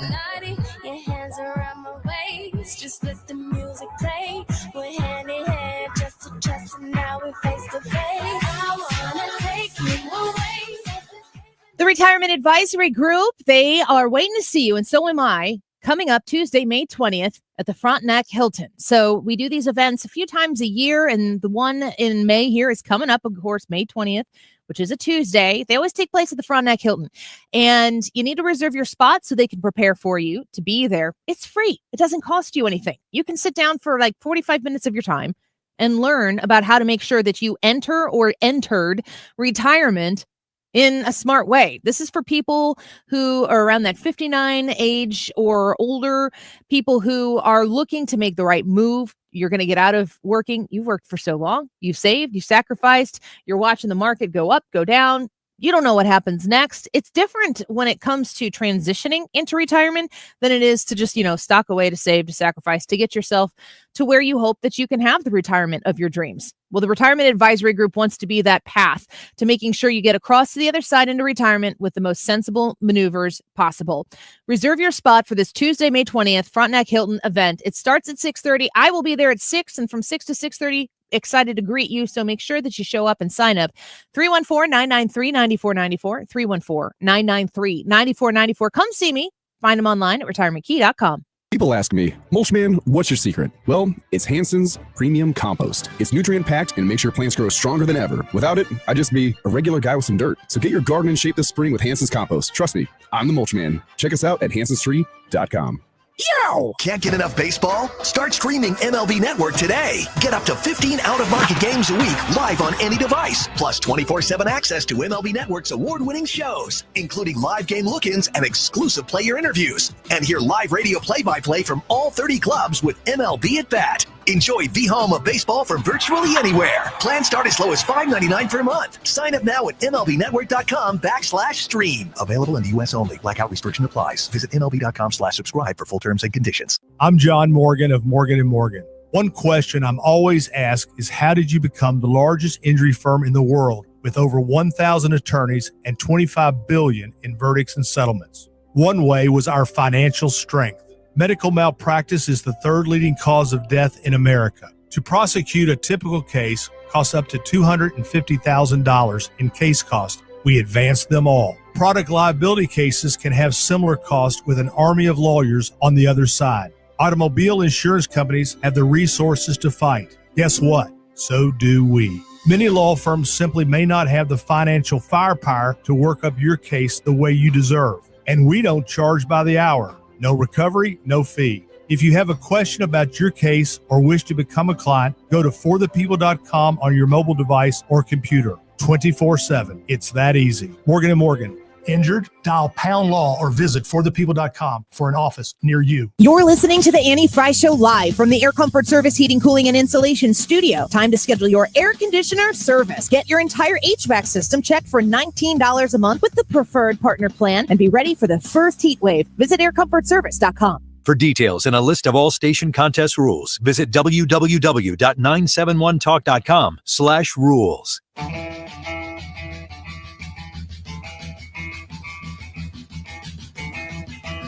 This is the Annie Fry Show.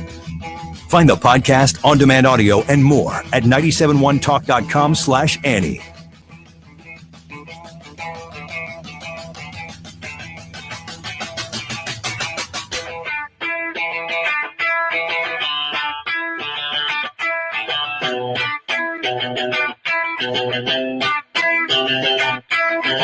Can't stop, addicted to the shindig.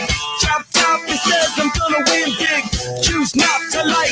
But on the regulatory side, I think I've done through President Trump, over 50 orders, executive orders at Fannie Mae and Freddie Mac, getting rid of these nonsense Biden programs. I mean, the bureaucracy that was there, they had never even seen an FHFA director at some of these companies, from what I've been told. I mean, that's crazy. I mean, these are trillions and trillions of dollars worth of assets. And so we're going in there and doing it. And I think that, frankly, you've yet to see what's best to come from President Trump. So Bill Pulte there, the director of U.S. Federal Housing, FHFA. We're going to get to what is happening locally in the market here because my friend Stewie is in the studio with us. Stewie, hi. Hi, thanks for having me. Thank you first and foremost so much for the sponsorship to send me to Washington, D.C. Oh, that's going to be exciting. It was so fun to go and to experience everything that was taking place at the White House, to be in the White House. I had never been there before.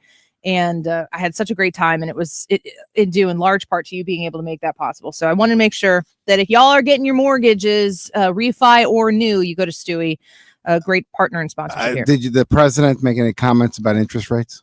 No, not yet. But I did get this Fox Business alert right now. It says the Federal Reserve holds key interest rates steady amid economic uncertainty. On Wednesday, they announced that it will leave its benchmark interest rate unchanged as policymakers continue to monitor inflation and the labor market amid elevated levels of economic uncertainty. Not surprised? We talked about this. Yes, you called it. Over and over again. And there's a little bit of a tug of war between the president and Powell. And Powell says, I don't want to cut the interest rates. Why? Well, you've got tariffs, you got inflation still in check. Employment is maybe a little bit weaker, but not offset to where we have to worry about it. So why should I cut the interest rates? And the president's turning around and saying, hey, we want to cut the interest rates because we want our economy to grow and grow and grow. I was just going to say, if you cut interest rates, tell people at my intellectual level what that ends up doing for the economy. Don't laugh at me, Brad. Well, people go out and borrow money. Yes. You know? And spend it. My wife's like, when the interest rate's going to go down so I can go charge up the credit card again. No, it's true. You know, if you look at housing, you know, this is a great example of why cutting interest rates will help the economy. The average age of people buying houses a year or 2 years or 3 years ago when interest rates were lower was much lower than it is today. The average age for a person buying a house today, first time, 38 years old. Woo! When did you buy your first house? 38. Ryan? 26. Brad? I haven't bought a house. Brad. Well, your wife. Your wife. My wife bought her house. So you moved into the house. Yeah. When He's got it better. Yeah. Yeah, he did it right. Yeah, no kidding. I think we bought our house when I was 23. Yeah.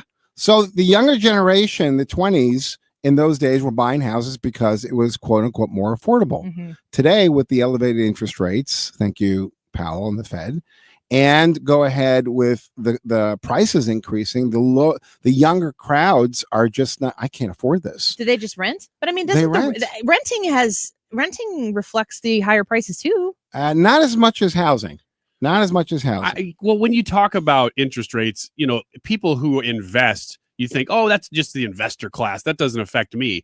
But I know for sure that if I buy a house right now, I have to charge a lot more in rent to make back that purchase than if I bought in 2021. That's right. So that's right. The people that I rent to on houses I bought a while ago, I can charge less for those houses. You know, it's kind of again, it's a tug of war between, can I afford this today or not? Mm-hmm. And the younger folks are just seeing themselves in a position where, based on the salary of what I'm earning right now, I can't afford today's payment. Yeah. Maybe I'll wait till the interest rates drop. So all of a sudden, the first-time home buyers and the buyers that are out there buying, they're in their mid-30s, late 30s. They've been established. They have some money put away. They're making more income than the younger folks are. So all of a sudden, you see those groups start to do it. So there's a higher age group that's out there that's buying. So talk to me, Stewie. We're speaking with Stuart Rosenblum of Stuart's American Mortgage, a partner here with me. I am a customer of his twice time over with a refinance on my loan that I got in 2015, refied twice with the bagel loan. Didn't pay any closing costs either time because that's the commitment of the bagel loan. People who are looking to buy here in the St. Louis market, you work on both sides of the river, so the Metro East as well as this whole area that's listening right now. What is the market like right now as interest rates continue to be held, and they haven't plummeted, but they're not at their highest highs? Well, let's talk about what's going on in St. Louis. Now, St. Louis is the 6th hottest market in the United States. Really? Yes, this is the 6th, which is really, really tough. Yesterday, I did an application for a customer, 42 offers on one house. 42. Every time you leave, I'm like, gosh, Jared, we have to sell our house now. Right, but if you have to sell I don't even it, care where we live after that. if you sell it, you have to buy something, and you're back in the similar position because you have to pay the prices. Live in one of Ryan's houses. Pending sales. No breaks though. Where do you have your house? I don't want to know. Okay. Pending sales are up 12.8%. So there's more sales going on than last year. Closed sales, though, are down 11% from last year. And what's that mean? That means that there's even less inventory than there was a year ago. So inventory is down 11.4% from last year. So there's a lot of offers coming in because there's just not as many houses to buy. There's just no houses. The price of a home is up 8.1%. Okay. Over last year, 8.1%. Median sales price for the St. Louis area is $290,000. So it's a little bit on the low end. Does this say what the average house is at 290,000, like beds, baths, like square it doesn't footage or say. anything? I didn't get into it, but inventory is down across the board. 34 days average turnaround time from contract to closing. But these are numbers that clearly indicate that even though pending sales are up comparatively, the inventory is way down. There's much, much more demand and many, many, many less houses available to choose from. So all of a sudden you get these massive offers. The one I accepted yesterday with the 42 offers, $65,000 over the asking price. Jared, $65,000. You need to sell. Live on the street. You know, Trump and Make Vance, the kids resourceful. we have been talking about for a while, even before they were elected, about, well, there needs to be more inventory. They're right. But what can the federal government even do to increase inventory? Well, if you reduce the builders? interest rates, okay, if you reduce the interest rates, people who got stuck or benefited from the 2% and 3% interest rates that occurred during COVID may be willing to sell their homes. Yeah, that's me. Okay, that's right. You got me a really super I low know. rate. Why would you want to sell your house? Yes. You know, you think of it, you're in your house. Yeah. Why would you want to get half the house for the same mortgage payment? So Yeah. you'll just stay where you are. If you have to move or you want to move and the rates go down from the 7% type range that we're at now to 5%, you know, even though you're at 3.5, whatever the story is, you may be incentivized for that differential to go ahead and sell your house. If the need to move is big enough. Yeah. Well, it doesn't have to be big enough. It has to be enough of an incentive. Yeah. You may have the need right now, but it's like, no way. If I'm going to double my mortgage payment, I'm not doing this. Sure. If it's a little bit higher, okay, you'll do it. So if you cut the interest rates and you show that trend, and if the economy starts doing even better, which means, i.e., if the economy does better, you folks that are working out there will probably end up making more, Mhm. right? Your salaries will go up. Then you can afford it more. It's a little bit more in line. There'll be more supply. There'll be obviously a little bit more demand, but it'll start matching up equal and you'll be in a better position. So, Stewie, when you talk about the thing that I think is so important for people to understand is that your interest rate can change over the course of the time that you're paying your home off. But whatever that purchase price is, you're not going to be able to, once you agree on a purchase price, that's the loan you're going to have to pay off. That's it. So if you get a good deal on a house and the interest rates are too high, so like, people who are in my situation right now where I might be comparing interest rate in the high twos compared to whatever else I might get out there. If I found the house and it was the right price, it was a good price for the right home. If I wait for interest rates to come down and then you get a bunch of more buyers in the market, those home prices could eventually go up. That's the number I'm going to have to stick with for good. Right. There's going to be a period of time when the interest rates do go down where the demand is still going to exceed the supply. Okay. It's going to take a little bit of time to kind of filter out. Yeah. The best and smartest thing you can do is buy the house now and pay the higher rate, because then you can refinance for free when the rates actually go down. Right. That's right. You can change the rate. Can't change the amount you owe, but you can change the rate. So this is a very, very big factor that people need to understand today, especially the young folks that are sitting on the sidelines and saying, no, I don't want to buy a house. I can't afford it. And buy it now and then refinance later down the road. So this is what I've been preaching. Many people taking advantage. They got in their house. They call us. Yes, this was the right move. But a lot of folks out there are saying, look, I just can't do it. I don't want to hack that payment, and I'm not going to go for it. So you sit and you kind of wait. You're kind of on the edge of your seat. I know what that's like. I want to build a home. So it's not that I'm out there comparing the inventory that's available, but it is very difficult to let go of a good rate. Some people are going into renting their homes or whatever. If you can swing it without having the cash, the equity, and the home that you probably need to sell in order to build the next thing. I think a lot of people do get tripped up by interest rates. And of course, there's tons of people out there saying, get this low interest rate, get that low interest rate. How do you educate people? I know that you want people to go to Stuart's American Mortgage for their mortgage. I get that. But what do people need to know when they hear me? Like, for instance, when I talk about the bagel loan, which you can only get with Stewie, what you do is you take away closing costs so that people can go through that mortgage, get their home, and not pay any closing costs. Some people will push certain kinds of rates and stuff like that. How can a buyer, an eventual person reaching out to get that loan, how can they be smart about what they pick? All right. Well, let me tell you what I heard this morning on the radio. Okay. I'm driving around and I'm listening to different radio stations and talk radio. And all of a sudden there's an advertisement by a local mortgage company, and the interest rate they're advertising is 9% on a 30-year fixed. Now, you always tell me not to say numbers because they can change so much. I know, but they're saying 4.9%. Okay. And everybody gets excited. Ooh, and all of a sudden I got 4.9%. Wow, this is a great deal. If you listen at the end of the commercial, they say the APR, which nobody seems to understand. I don't. Is 5.87%. Why are you smiling, Ryan? Just because that's what people do. Yeah. That's the kind of stuff people do. I had a customer come into my office the other day, and he had got a loan from another institution. He says, look, I got 5%. And then I looked at his documents, and the lender had charged him $12,000 to get close? that 5%. Yeah. Oh, man. That 12. Now, if you take the difference of the prevailing interest rate versus the 5% that this person is so proud of, it's only a $75 or $80 difference on his payment. Go look how many years you have to pay or save to earn back that $12,000 some odd dollars that he paid. It's huge. You'll never recover the cost. So be proud of that 5%. Don't be proud of it. You want to look at the whole picture. So you want to look at the APR, the annual percentage rate. This particular company that was advertising this, they were advertising an FHA loan with PMI, no matter how much or what percentage of the value of the property that you're going to borrow.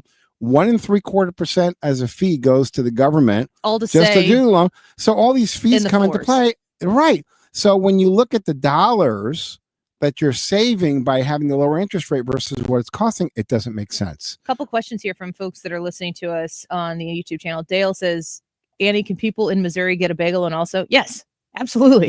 Missouri and Illinois. If I haven't made that clear, I apologize. Of course, I live in Illinois, but you call Stewie 314-324-4440, or you can text him and he can help you. If you're listening to this on 97.1 FM Talk, you can get the bagel loan. People could reach out to you. Also, just to follow up to that, I have had family members call you And, I mostly talk about the bagel loan because if you use that, you pay $0 in closing costs. But sometimes you've been able to get people deals that don't involve the bagel loan and it's something else because you're always looking at each individual client. That's right. About what's best for them. We had a customer come in, okay, husband and wife. He makes $130,000. She makes $60,000. There are programs and rates for people that make under 80% of the area medium income for wherever you're going to buy that house. So the 130 plus the 60 doesn't qualify for that 80% or less, but the 60 does. So we ignored the husband's income completely. We can do that. Yeah. And we just qualified them on the wife's income. And all of a sudden they got 0.75% lower on the interest rate with the bagel loan. No closing costs. The other lenders they shopped 0.75% higher, fees that they had to pay. So the APR is very important. Don't shop interest rate, shop APR. But more importantly is know who you're getting the loan from. Yeah. Because you can think you're getting the best deal. If the person doesn't know the ins and outs of all the guidelines and products that are available, you're not going to get the best deal that's available to you. So Paul asks, and I think that this is a very interesting question and an important one. And I've asked you this and you've explained it to me in detail, but I can give you the opportunity to do it here. I'm talking about bagel loan, no closing costs. Bagel loan, no closing costs. Only with Stewie can you get the bagel loan and pay no closing costs. Paul says, who pays the closing costs? We do. It's actually a very simple formula. People ask us, okay, where's the catch? Yeah. My mom always told me when I grew up, if something is for free, there's a catch somewhere. Yeah. Well, what we did was we totally eliminated any commission loan officers. All the other competitors are all upset about this. If you eliminate the commissions that you have to pay to a loan officer and you take that money and pay the closing cost for you, you end up getting the same or better rate with no cost. So we went to the title companies in the area and we said, look, you got to keep your cost to a minimum. And we're going to pay it for the buyers to give them the benefit. And we're going to give them the same or better interest rate by not having to pay the commissions out. So it's the old time American kind of philosophy of a small family business, same product, Fannie Mae, Freddie Mac insured loans, FHA, VA, whatever you qualify for. It's the same exact product, but because our address is maybe in a low rent district, so it's a nice neighborhood. We're in Overland. We love Overland, but it's not like Clayton, and it's not a fancy schmancy Ladue address. Yeah. And if we don't have to pay the commissions, take that money instead of pocketing it, give it back to the buyers. You've truly put the client at the center of what Stewart's American Mortgage is so that you can give them the best deal. And like you said, there's no gimmick here. There's no roll the closing costs into the loan and you don't have to pay them now, but you pay them later. You take care of that for them. And he did this for me the first time I went through the bagel loan. You explained it in great detail. People ask. Yeah. I mean, it's a good question to ask. Because there's so many people doing, like you just said, the ad you heard wherever else. There's something that they're not disclosing or it's buried somewhere. That's right. Yeah. I had a real estate agent that had pushed a buyer to go to a specific lender, and they do that because the relationship. And you, as a buyer, you kind of trust the real estate agent. That's your first person you interact when you're buying a house. They said, "Go to my guy. Go to my guy." So he had gone to her guy, and when he went to her guy, he said to her guy, "Hey, in all fairness, I listened to radio and I know about Stewie, and I've talked to Stewie, and he's pre-approved me. Okay. And I'm considering the bagel loan, but since my realtor said, go talk to you, I'm talking to you." And before the guy even gave him an interest rate, he says, "We can't compete with it. I'm sorry. Don't even bother." Yeah. So, people get educated. And if you call us, we will teach you in a matter of 2 minutes how to educate yourself on what to look at in the documents, because those documents are confusing. There's 2 or 3 spots to look at: the APR, the fees. Then you'll be able to see whether you're getting the better deal or not. And so I would like the opportunity to show you how to educate yourself and understand where it is to look. And once you know that, then we feel that it's going to be the best deal for you. Amen to that. Sherry says on YouTube, "I love Stewie. He financed my house almost 3 years ago and then refinanced me for nothing last year at a lower rate." So real people who listen to this show, who followed my advice, and got the bagel loan 2 times with Stewie because rates came down and then they came down again. And I am a woman of my word, and I hope that you will give Stewie the opportunity to do exactly that. You hustle and work hard for your clients to give them all the details they need to know that they are making the best decision, Stewie, and we appreciate you for that. Thanks for coming in. Thanks for having me. Did I miss anything? Is there anything else we you were wanted to talk talking a about? little bit about how you're going to beat these bids. Yeah. Do we have time to talk about it? Yeah, let's do it. Okay, so if you're going out and you're having these offers, bidding wars, how are you going to be able to get your contract accepted? And I'll be quick. Number one, you got the bagel loan. If you don't have to pay the closing costs, add those monies to the bid. You'll be at the other offers. You'll be ahead of the game. Number two, we can close in 10 days. Yeah. Okay. And often you don't have to sell your old house to be able to buy the new house. Call me about that and I'll tell you how you can work that out. So if we can close in 10 days, most lenders take 3 to 4 weeks just to get the loan approved. You tell the seller, I can close in 10 days. He says, okay, you know what? I'll give you the deal. You can have the house. If it falls apart, it's only 10 days. I can put it right back on the market. So that's the second thing we do. The third thing is, which is so important, we give the power of the pre-approval letter in your hands. So we'll pre-approve you to the maximum that you can afford. You can go into our system and edit that pre-approval letter for any amount that you want. You don't want to show a pre-approval letter for more than you're going to offer. The seller is going to say, give me more money. Yeah, exactly. And you can't do it for less. So we had a really quick story. We had a listener that went ahead and went with the realtor's lender and offered $400,000 for a house, had a pre-approval letter for $400,000. It was a Saturday. They counter-offered at $405,000. So they accepted the counteroffer, but they had to provide the pre-approval letter for $405,000. They could not reach a loan officer. He was in Mexico on the weekend for his anniversary. They lost the house. 2 weeks later, he came to us. We pre-approved him for $600,000. He went ahead, offered $450,000 on another house, countered at $455,000. He went into our system, generated his own pre-approval letter in 30 seconds, gave the seller 2 hours to decide, and got the house. So we give you that power. It's a big deal. Believe me. Our offer was number 3, but because we were able to close in 10 days and they got the letter, he got the house, and that will make all the difference for you. Yeah, you become the most competitive person in that buying process. And you do it when you work with Stewie at Stewart's American Mortgage. Stewie, thank you for being here today. Thank you so much for having me. having Glad we were me. able to connect, and especially on a day where that news comes that the Fed's holding rates as well. Good to get your thoughts on that. If you're interested in a new mortgage or a refinance, I speak from experience, a customer myself, call or text Stewie 314-324-4440, 314-324-4440 in Illinois and Missouri. Folks, get the bagel loan. We'll be right back. Don't go away. This is the Annie Fry Show. The Annie Fry Show is streaming online. Watch us live on YouTube and subscribe.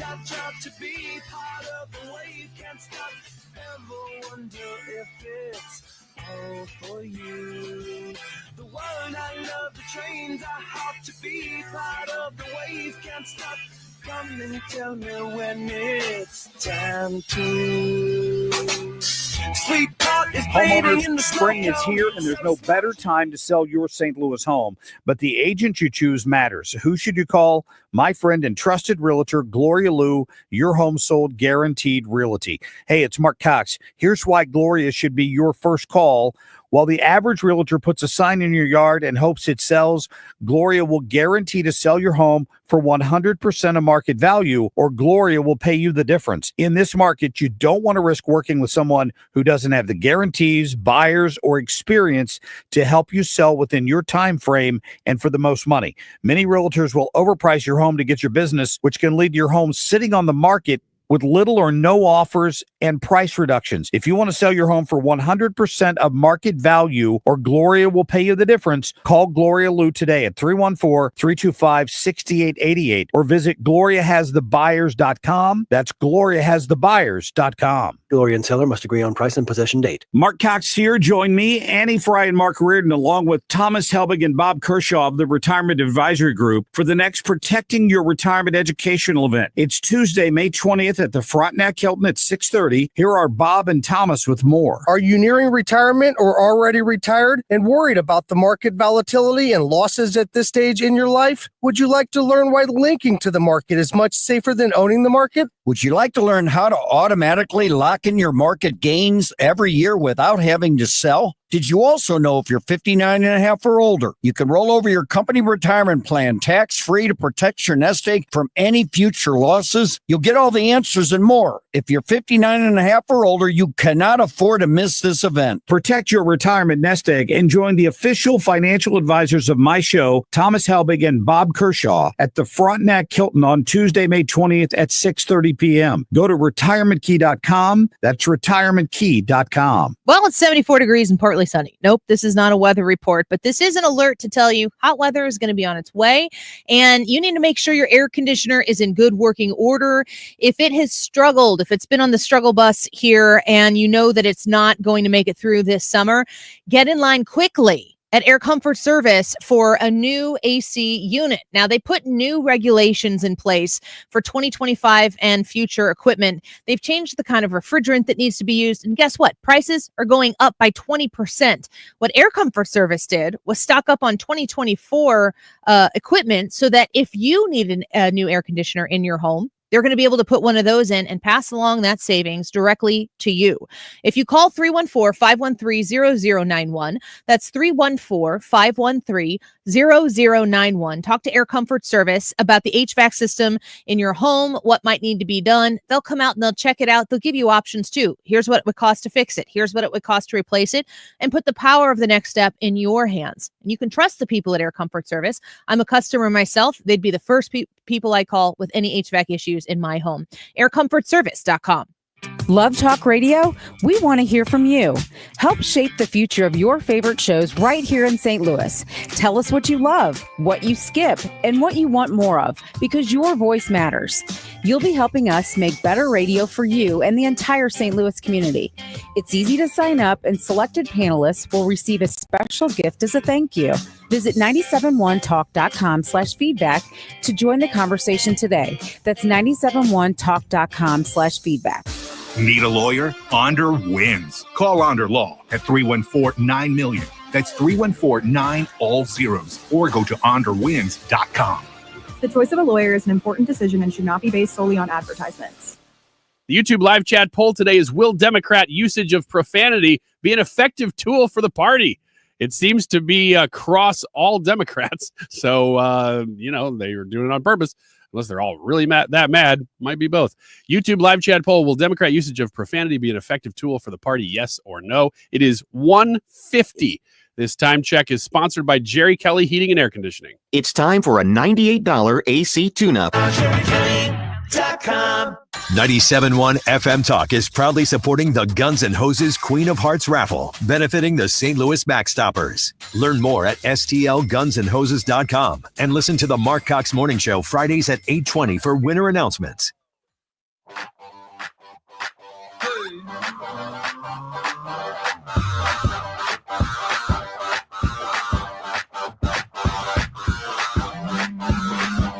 You're listening to The Annie Fry Show. The Annie Fry Show is streaming online. Watch us live on YouTube and subscribe.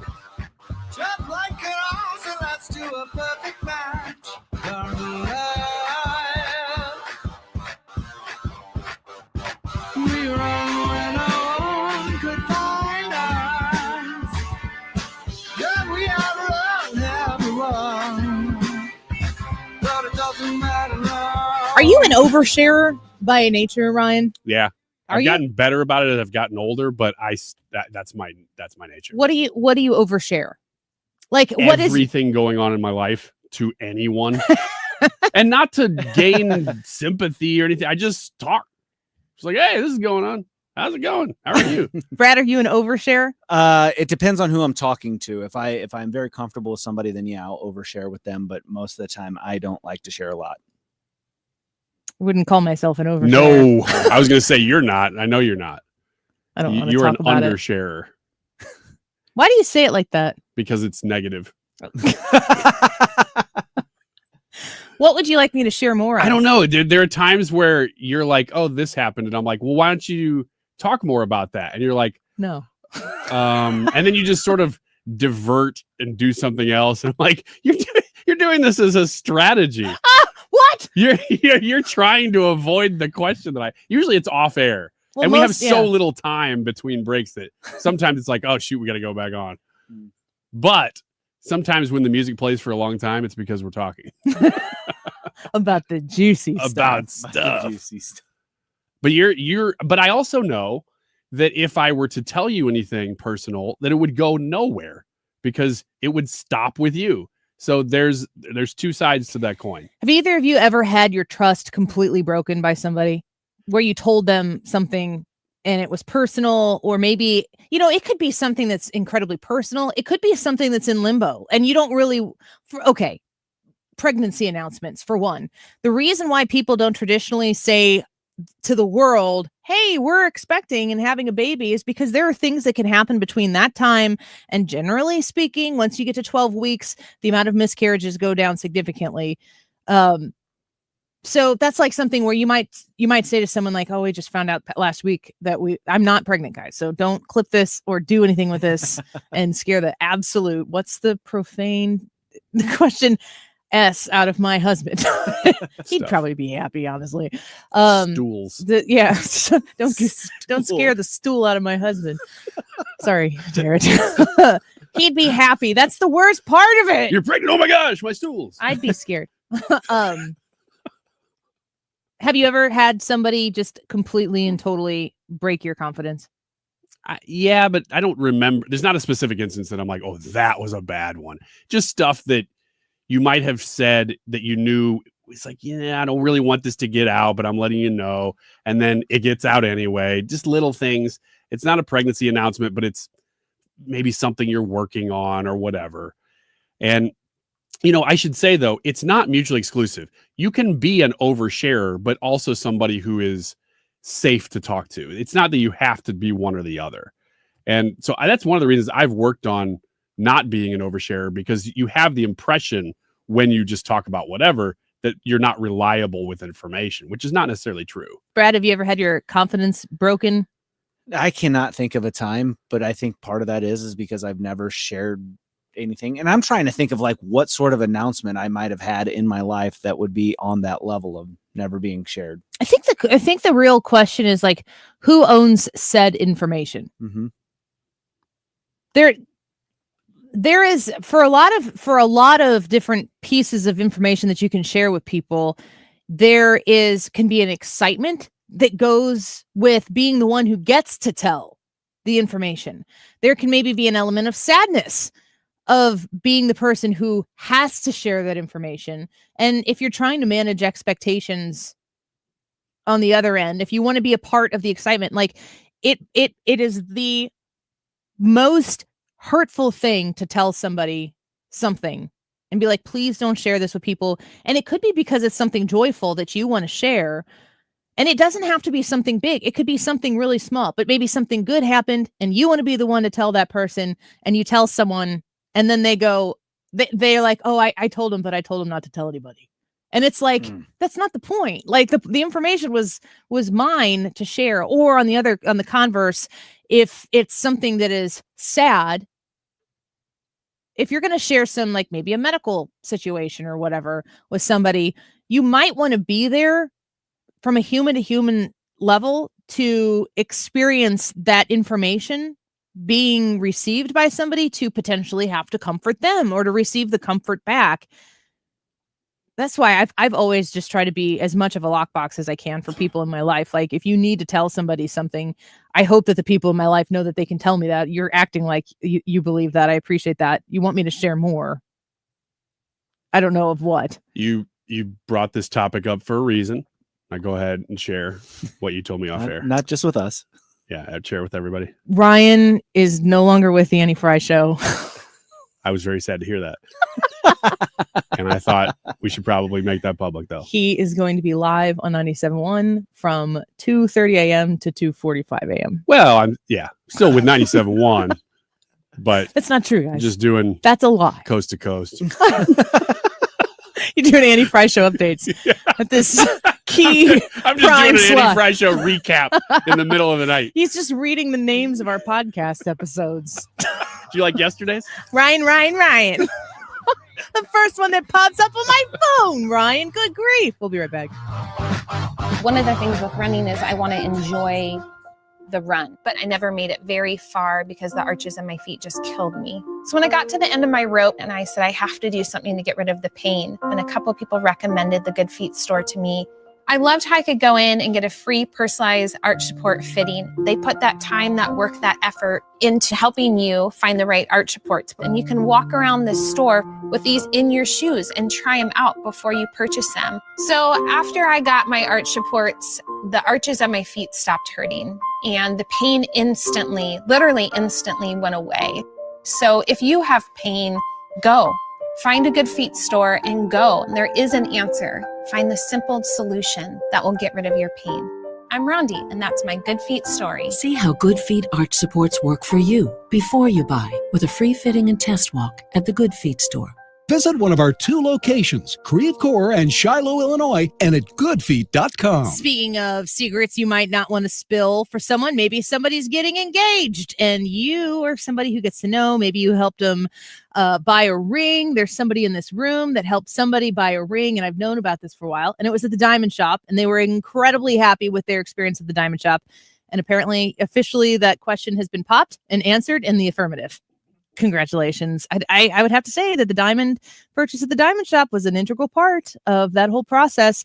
If you are looking to buy jewelry, fine jewelry, quality fine jewelry, you want to go to the Diamond Shop in Clayton and see everything that they have in stock right now, especially if you're shopping for mom. That is coming this weekend, folks. Mother's Day, 40% off all in-stock jewelry, and VIPs will get an extra free mom or love necklace with a $100 jewelry purchase while supplies are lasting. Make sure you go to the Diamond Shop in Clayton for your shopping experience. You can find them online at thediamondshop.net.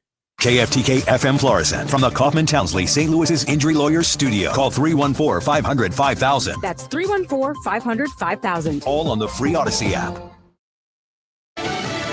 A wait and see from the Fed. I'm Lisa Brady, Fox News, continuing a pause on interest rates as they wait for clarity on the economy. The new administration is in the process of implementing substantial policy changes in 4 distinct areas: trade, immigration, fiscal policy, and regulation. Fed Chair Jerome Powell. The tariff increases announced so far have been significantly larger than anticipated. All of these policies are still evolving, however, and their effects on the economy remain highly uncertain. He's also signaling it's not clear how long clarity will take. But in the meantime, Powell says data shows the economy to be resilient and in good shape overall. The U.S. Treasury Chief and Trade Representative plan to hold an initial meeting with Chinese officials this weekend in Switzerland. President Trump telling reporters he does not plan to ease tariffs on China ahead of that meeting. The Justice Department loses a round in the latest tug of war over students detained after pro-Palestinian activities. A federal appeals court has ordered Tufts doctoral student Rumeysa Ozturk returned to Vermont, where her attorney was at the time they challenged her detention. She was arrested by ICE agents in Somerville, Massachusetts in March, but then held at a facility in Louisiana. Her attorney argues she's being held for writing an op-ed that accuses Israel of genocide and apartheid, but U.S. government officials have accused her of supporting Hamas. The State Department had revoked her visa in detaining her. But now the Second Court of Appeals says she must be returned to Vermont, where she's due Friday for a bail hearing. The judges wrote in their decision that the U.S. government's failed to show it is likely to succeed on the merits of its appeal. Fox's Jessica Rosenthal. No word yet on the result of a first vote in the Sistine Chapel, where 133 cardinals are behind closed doors to begin choosing a new pope. The conclave beginning just over 3 hours ago after each cardinal took an oath of secrecy. America is listening to Fox News.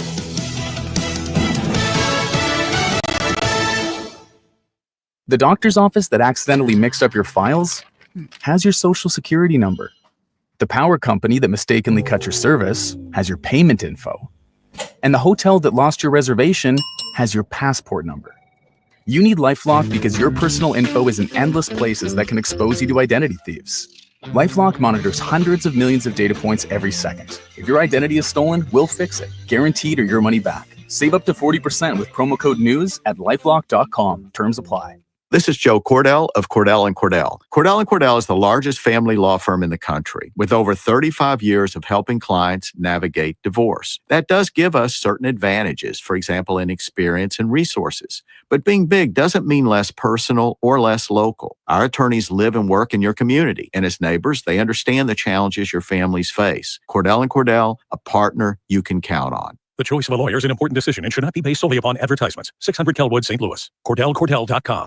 Air Comfort Service, heating, cooling, and insulation. Weather. We'll keep an eye out for mainly light rain showers around from time to time this afternoon, partly to mostly cloudy, 71. Tonight, periods of showers, a couple of thunder showers. That's the wettest period out of this slow-moving system. 56. Thursday, a mix of clouds and sunshine. Couple of rain showers, but a lot of dry time, 75. Weather looks great for Friday and the weekend. This is 97.1 FM Talk. Chief Meteorologist Dave Murray.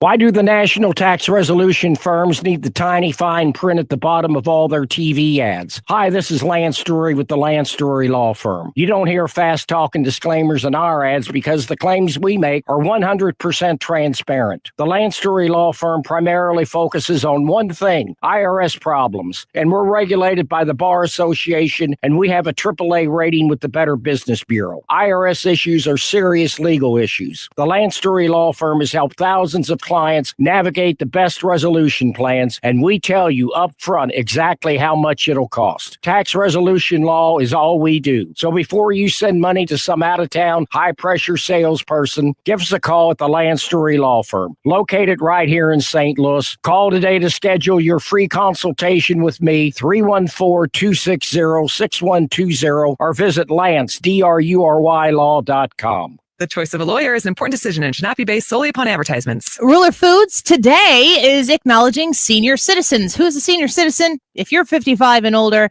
you are eligible for an in-store discount of 5% off your total purchase. So you're going to want to find Ruler Foods now. You've put it off this long, or maybe you've gone before, but you haven't been back since then. Think about 5% off of your cart at Ruler Foods. This is a great opportunity to save, or if you haven't, to check out Ruler Foods for the first time.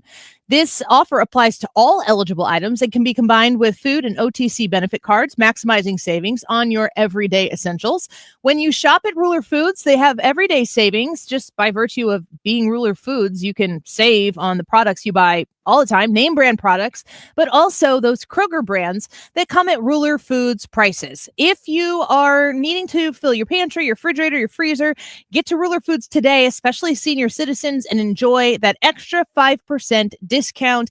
Details available online right now at rulerfoods.com. Your garage door is the largest piece of moving equipment in your home. When it needs help, call the experts at Overhead Door Company of St. Louis. Their certified technicians repair all brands of doors and openers, and you can even schedule evening and weekend service. Just call 314-781-5200 and always look for the red ribbon. It's your assurance you've got the genuine, the original Overhead Door, the most trusted garage door company in St. Louis since 1926. For same-day service, schedule online at overheaddoorsstlouis.com. 314-781-5200. Is thinning hair or receding hairline making you self-conscious? Stop feeling embarrassed about thinning hair and start looking and feeling your best with Hair Grow by New Nordic. Available online at Amazon, Walmart.com, and NewNordicUSA.com, or in stores at your local CVS.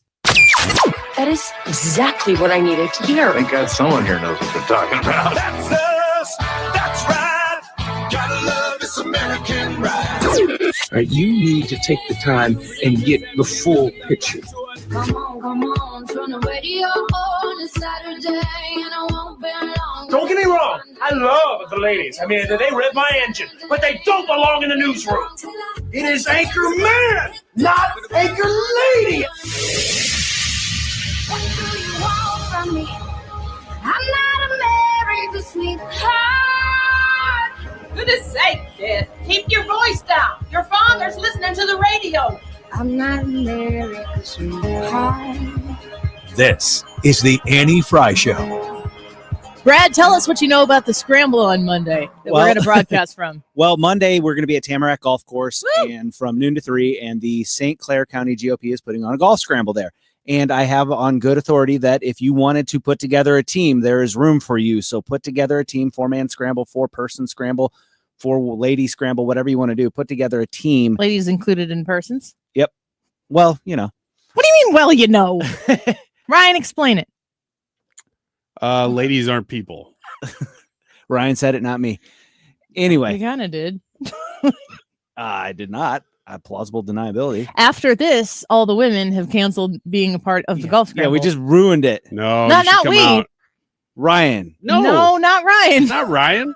I was interpreting for you. Like in my brain, a 4-person scramble would be men and women, and then a ladies team would be 4 ladies on a team. Could be. So anyway, in my brain, a 4-person scramble, if I'm the A player, you can play the Benny Hill music, guys. Because it's going to be a mess.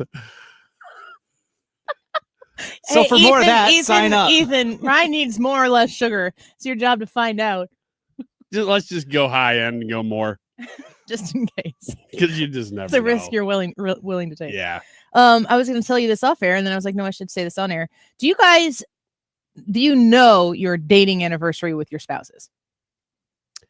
No. I know our engagement anniversary, but not our dating anniversary. I don't know my engagement anniversary. Ooh. Scandal. I know ish.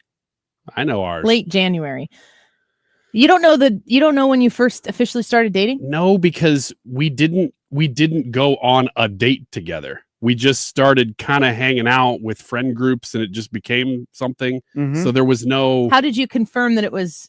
Are you my girlfriend? Yeah, I said, listen. What is this? What is this? What are we doing? And she was like, I don't know. I don't know. And then there was a crescendo of music, and we started kissing. Play that for your children someday. Brad, do you know your dating anniversary? No. Does she? I don't know, because our situation is very similar to Ryan's, where it was like we were spending. Was an orchestra? Yeah, and we started kissing. No, you and Ryan? Yeah, it was really weird. It was awkward. Although we were at the symphony, me and Brad. Yeah. It's like, no, wait, wrong person. Yeah, ew. This is a serious radio show. Yeah. Would your wife be able to tell you your dating anniversary? No way. Text her. Go I ahead. am. I already am. I can see in your eyes. I I know what you're doing. Mm-hmm. She's at school. I know. It'll be 3:00 before she texts you, so I'm fine with it. Do whatever you want. When she gets texts from you, I really want to know what her reaction is. Like, "Ooh, this is fun," or there's always a lot of letters and punctuation. Okay. I'm asking. And you said, would your wife know? I don't think so. Do you? I know my dating anniversary. It's today. Oh, congratulations. And if you said May 7th to Jared, he would know that too. He might not. I don't know that he's had the thought today that, we've been together for 21 years. We can drink now. Do you guys celebrate Siete de Mayo? Yep. Yeah? As a matter of fact, they do. You guys go out and get some more chata? He probably, if he thinks about it, he'd get me flowers. Because he's like that. When was the last time you got her flowers, Ryan? I'll have you know, it was the last time you told me to. Does she know that I told you to? Probably. Well, the last time I told you to was when you were driving around. We crossed paths in Collinsville, and I told you to get her flowers. Oh, no, I didn't do it that day. You skipped that time. Yeah, I skipped that time. I was busy. So busy. If you created in your mind, could you narrow down the month that you think that you've started dating? That'd be tough. Month and year. What about you, Brad? We were ice skating because that would narrow down the season. It was the first time I ever held her hand. Then that could count. But I was holding lots of people's hands because everybody was skating and trying to stay up, not fall. So it was kind of like a nasty kind of everybody hold each other's hands situation. This is such a hard conversation to have. It's an incredibly difficult conversation to have. Do you think that stuff matters? How long have you been married? 17 years. Sounds real confident in that number. Yeah, no, it's 17. I was right. Dang, nice job. 2007. August? Mm-hmm. So you got married in August of 2007. I got married in September of 2007. When did you get married? 16. May of 08. 08. So do you remember what it was like to date? Mm-hmm. Okay. It was kind of awkward. Yeah, like this. Yeah. Dating was yeah, dating was it's fun, but it's also kind of weird because you don't really know. There was no internet involved in dating when we were dating. There wasn't much internet. There was a moment that I remember. Now this was a little later after we had dated and then we separated for a while, and I was just sure we were going to get married, and I was right. You and your wife? Mm-hmm. How long did you break? Oh, a couple of years. Years? Mm-hmm. Who broke it off? We both kind of did, because when we first dated, here, this is the true story. When we both dated the first time, we were not Christians, and I would have called myself a Christian, but I don't know that I was. And then we broke up because we were just selfish. I mean, we were probably also 21 years old. And then I became a Christian sometime in that separate period where we weren't talking at all. And I just really felt like I'm going to marry that girl, and she's not even a Christian yet. And she's going to become a Christian, and we're going to get married. And that is exactly what happened. And you made it so? Well, Did she become a Christian before you, or she became a Christian completely separate from me, which is why it's even cooler, because she had never. So I grew up in church, but she kind of didn't. So when she heard the gospel, as they say, like the gospel of Jesus, this is the message that Jesus died, rose again. He covered your sins. You're forgiven if you believe him. Like the basics of the basics. She had never really heard that. And she remembers hearing that for the first time, and it just being like, oh, a lot of people have that moment where you go, oh, okay, I get this. And it was completely separate from me. I wasn't there, but it happened. And then we started talking later again. was it ironic to come back together? Like, were you always in the same circles? We had been in the same friend group the first time around, but by the second time around, that friend group didn't really exist anymore because it was a college thing. We were out of college. So I actually reached out to her once, and I'm like, yeah, I'm going to overshare. Here we go. I know. I've been trying to tap into it. Before I asked you a question, you said, mm-hmm. I need you to be an overshare. I can't do my job. And I'm like, yes. Yeah. Yeah, I remember. Don't ask yes or no questions. We can only be silent for 8 seconds. I reached back out to her at one point when we were not talking at all. And I was like, guess what? We're going to get married. And she was like, I would really appreciate if you never contact me again. That is a true story, and that is not hyperbole. That is what she said. That's what I said. That is what she said. And mine came very much from prayer. I'm like, I just know it. God's telling me, or whatever you want to say. How do you go from I'm out of the blue saying you're going to get married to me, and she says pound sand, and now you're married 17 years later? Tell you what, it was a test of faith for me, because she was like, sure, I'm not talking to that guy again.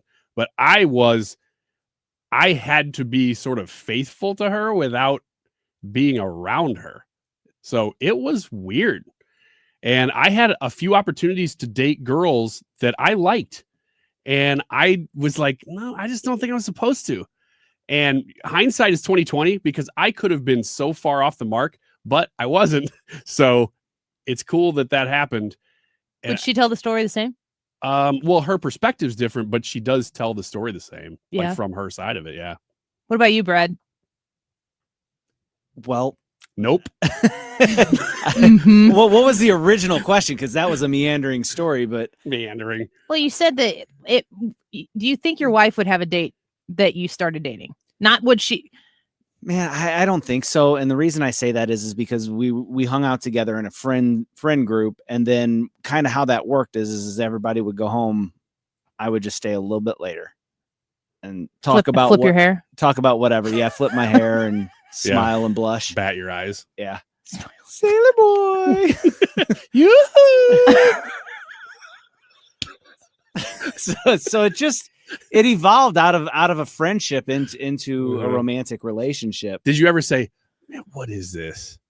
What are we doing? No. You're so bad at this, Ryan. No, we're trying to have conversation. It never was that. I'll tell you what, the moment that I realized that I actually wanted to ask her out and make it official was my friend's wedding. And it was kind of that period in between the wedding when the the wedding party goes someplace. You gotta wait for the food. And I said something to the effect of maybe I should just date Terry. And like the bride was like sitting behind her, giving me the biggest, most emphatic head nod. Yes. I was like, see, I knew it. But see, I knew I was onto something. I knew it. I didn't At say least that. you didn't say, I should marry you. You're going to marry me. She said, although it worked. no, and I don't want you to talk to me again.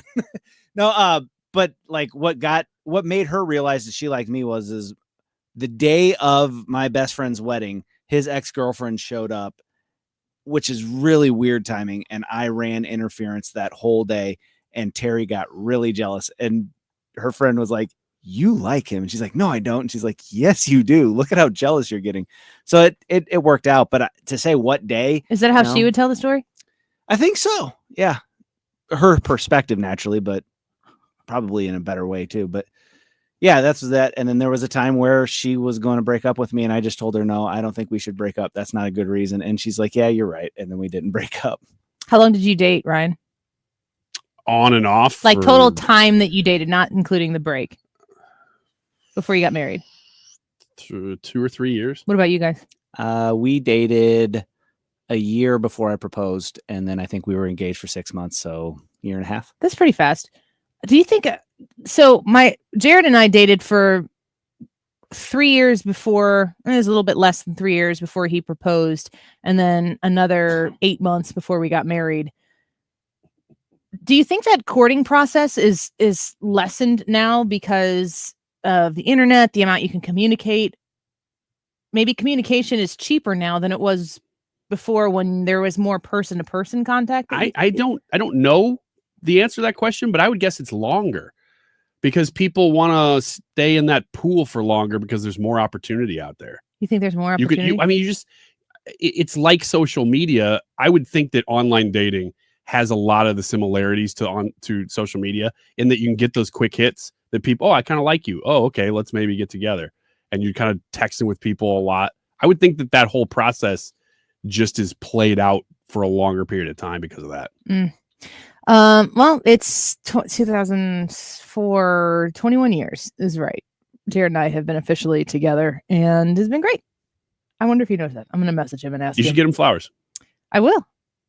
If you want me to. Or sausage. I was going to say like a steak. Yeah, something guys like. Yeah. A hunting dog. Did you see my King Charles Spaniel? It's a hunting dog, It's right? a hunting dog. Right? She likes to chew on things she's not supposed to. Does she eat berries? Is she more of a gatherer than a hunter? I don't know. You'd have to teach her. Let's take a quick break. The YouTube live chat poll. Let's discuss it when we come back. Will Democrat usage of profanity be an effective tool for the party? I was going to put F yes in the poll, but I didn't. Yes or no? What do you think? Democrats onto something here? We'll be right back. Every time I watch you serpentine. This is the Annie Fry Show. The Annie Fry Show is streaming online. Watch us live on YouTube and subscribe.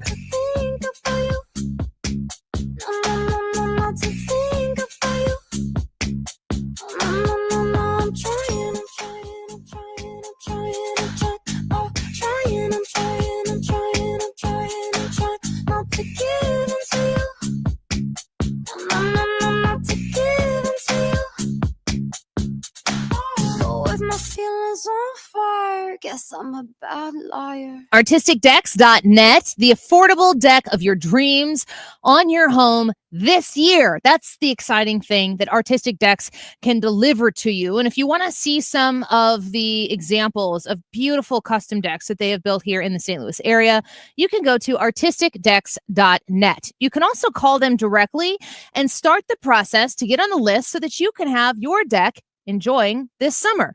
314-280-0821. 314-280-0821. Just a small down payment gets you in on the schedule and gets your dream deck one step closer to being there. So you can grill on it. You can enjoy, company on it. You can enjoy it by yourself. That's lovely.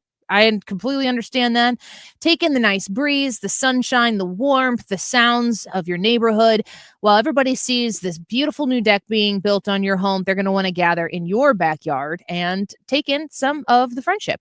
Reach out to them at 314-280-0821. 314-280-0821. You can ask about their over 500 square foot discount and know that you are working with people who can provide you an insured experience, free design and consultation, and the very best in the business. 314-280-0821, artisticdecks.net.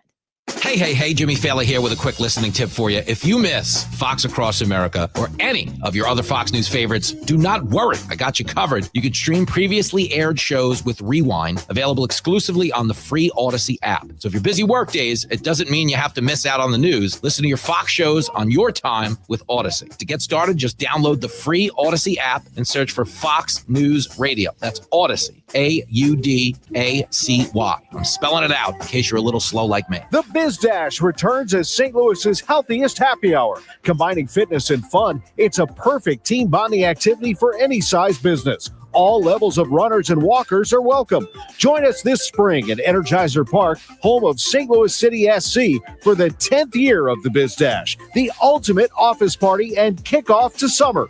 Thursday, May 22nd at Energizer Park in downtown St. Louis. Create your company team today at stlbizdash.com. Who has the most 5-star reviews in St. Louis? Is J.D. Powers Award winner 5 years in a row and has the nation's best warranty coverage. Renewal by Andersen, that's who. Take advantage of our great May sale. $279 off every window and $729 off every entry door or patio door with 0 payments and 0 interest for 18 months. Check it out at rbastl.com or call 314-332-1924. Renewal by Andersen, a better way to a better window. Setting goals for your retirement is one thing, but knowing how to achieve those goals is another. What are your wishes, hopes, and dreams? What's retirement look like for you? Because everybody, that picture is different. For tips on building a better nest egg, listen to the All Financial Hour with Steve All, Saturday mornings at 6, here on 97.1 FM Talk. You can also visit yourmoneymattersstl.com for more details. You're listening to the Annie Fry Show live from the Air Comfort Service Heating, Cooling, and Insulation Studio. Air Comfort Service is hiring licensed journeymen. Don't have a journeyman license? Air Comfort Service will help you get it. Get guaranteed hours year-round and more. Apply online at aircomfortservice.com.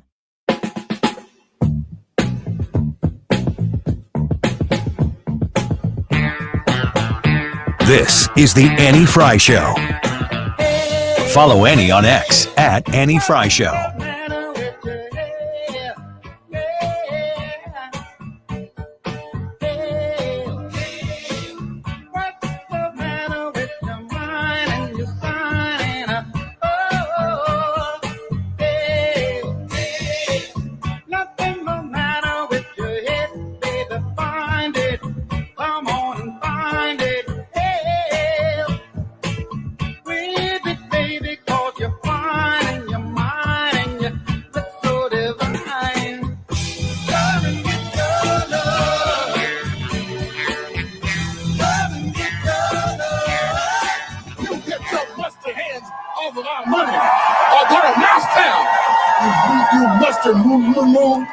I say Trump. I don't swear in public very well, but we have to Trump.